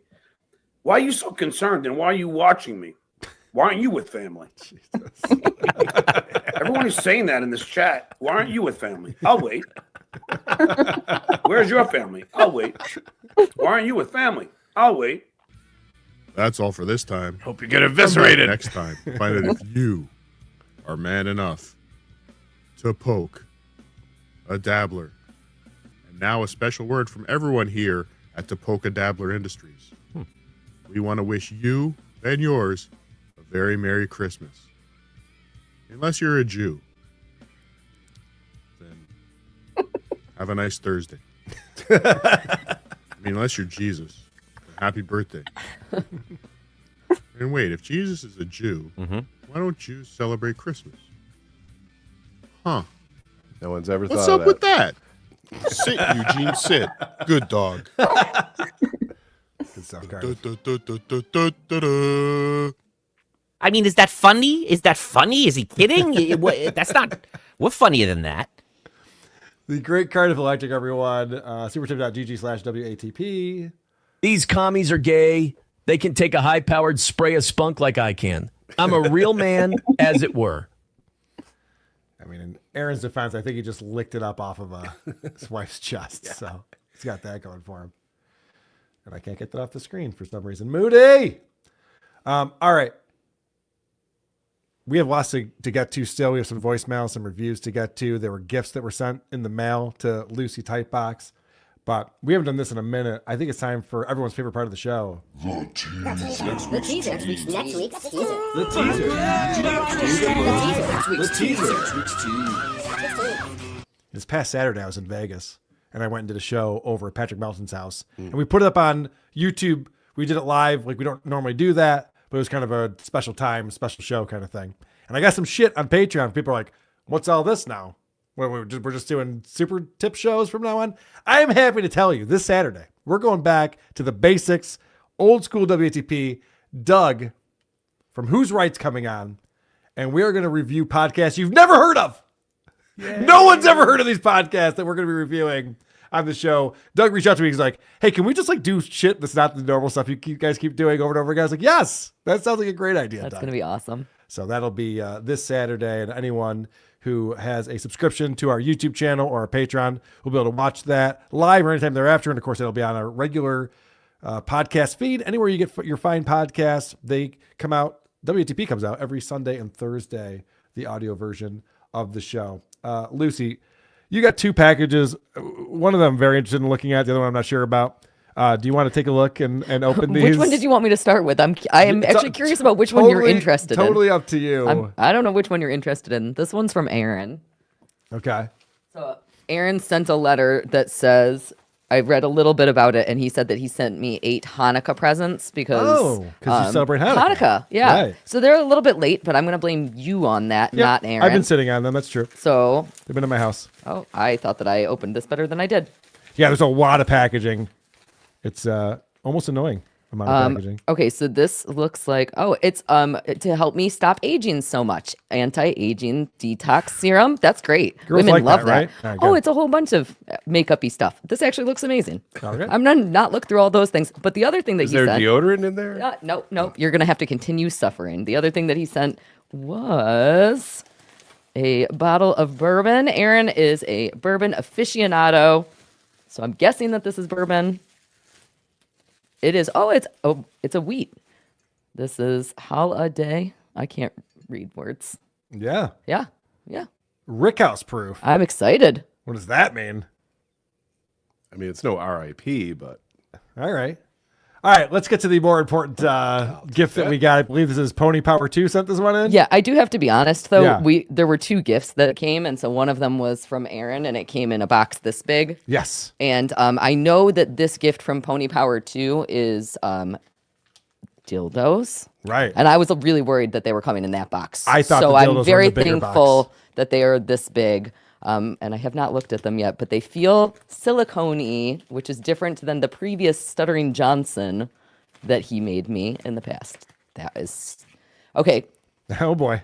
All right, so this is Tabber happy and Tabber sad, I think, is what we're seeing here on this double-headed dildo.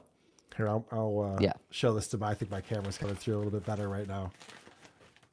So yes, this is... That's terrifying. You might want to jiggle this one, Carl. Megan, you want to borrow these at any point? I'll let Lucy try them first. Okay. Give me a full review. Pony Power 2, absolutely amazing. I will be testing them out on my Patreon. That will be a thing. Wow. That's Tabber. Carl doesn't want to let go. Yeah. And I gotta say, just generally a fun toy. Nice little fidget toy. Lucy, do you mind popping some of that bubble wrap? Filthy animals. What do you want? You want some ASMR stuff going on? Yeah, just pop some of that bubble wrap for me. I have my own particular fetish, as long as it's there. Thank you very much, Pony Power 2 and Aaron, for sending in gifts. Of course, you can send us stuff to our P.O. Box. Go to whoarethese.com. You can find the address. We like drugs and hot sauce and gifts and, I don't know, threats. What else do we like in the mail? I forget. Lots of fun stuff. Do we have any new reviews? I know, Megan, you check out our Spotify comments from the Spotify episodes. If you listen to the episodes on Spotify, you can also leave a little comment on each episode. I have a couple. I have one from episode 684 from last week. Man of Men says, I genuinely feel like SJ is so desperate for sex that if it wasn't for the fact that he's a drunk who stays home and passes out before midnight, then he would be a danger for vulnerable drunk women at bars. What do you think, Megan? I agree. I think people are Stay asking, away from the bars. People are asking your opinion now. It's good. Yes. I have one from Josh. I think any woman could take him. Yeah. Probably. Yeah. Probably, especially a female bartender. They're pretty tough.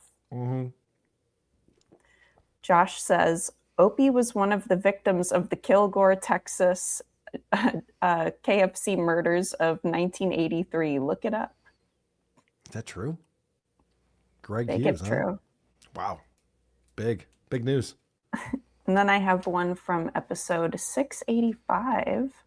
Stuttering John is an incredible example of how not planning for your future or taking good care of your health can ruin your life. It's amazing how much light beer can ruin someone's life. Yeah, it's all that light beer that's ruined it, for sure. It's just not worth it. Yep. Well, hopefully people are learning a lesson on planning ahead for the future. We'll all get old someday, hopefully. Yes. That's how it works. Well, thank you for reading those. Thanks for leaving comments and reviews. It helps the algorithm, makes us look popular. Annie, do you have any new reviews you want to read for us?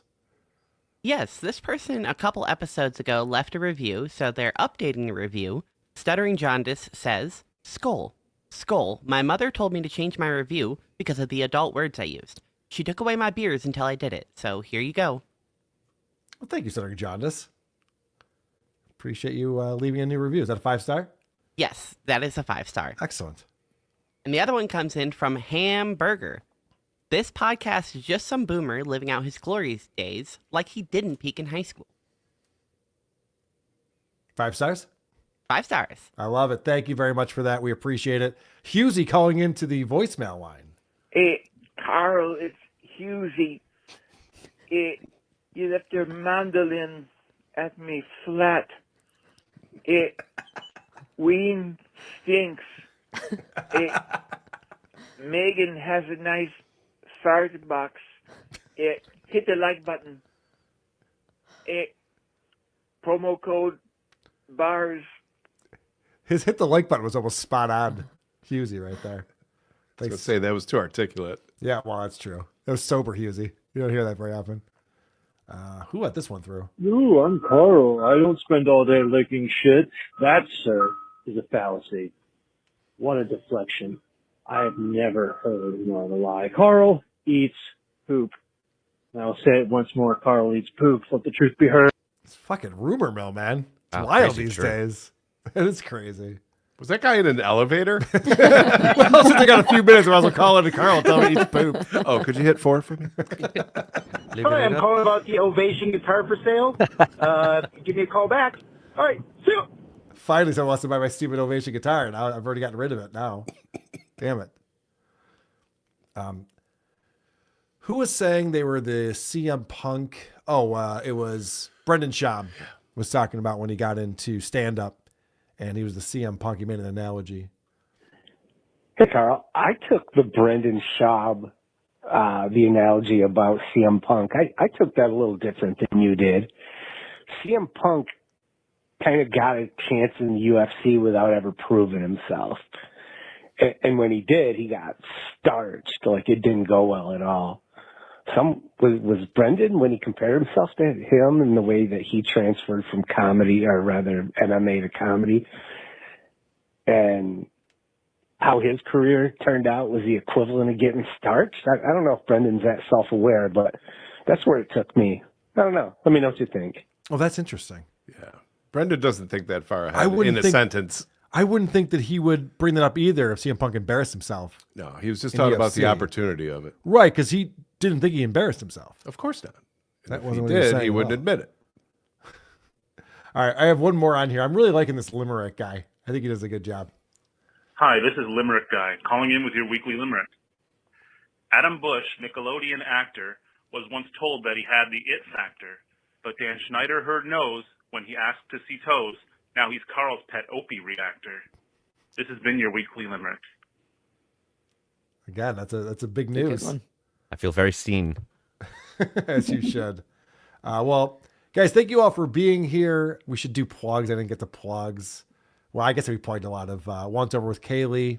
I know that you do movie reviews on your channel, Once Over with Kaylee. Any movie reviews that are up there now or coming up? There will probably be more Lucy Does Dabble versus coming up pretty soon. Nice. Those have been fantastic. Of course, Anna, you have a channel. Yes, on New Year's Eve, I'm going to have Mammy and Jake Hudson on my show. So go follow my YouTube channel, INSANNEITY on YouTube. That's exciting. Adam, anything you want to promote? I recently made an appearance on Echo Pineapple's show, and he was dissecting the interview I did with Joey C in depth, and we had a really great conversation regarding that. And also, if you could check out on Chuki Soup, OJ talks about his experience with John, and then you hear John talk about his experience with OJ, and it's really funny to juxtapose how different they are. I've been enjoying that as well because the stories are evolving the further out from that event that we get. So, all right, excellent. We'll check you out with Echo Pineapple. Merry Christmas, everyone. Anything else anyone wants to say or promote before we leave? Yes. Happy Thursday. Happy Thursday to Lucy and Adam. I gotta go. Bye. I gotta go. I gotta go. I gotta go. I gotta go. Okay, bye. Okay, folks. Guess what? The episode's over. This is it. It's over. Okay? Goodbye. Goodbye. Hey, goodbye. That was a great episode. That was really great. All right, ready to roll the credits? Yep. All right, guys. Bye. Until next time. Bye. Ah, Carl, I love you. Okay, bye. What you talking about, everyone?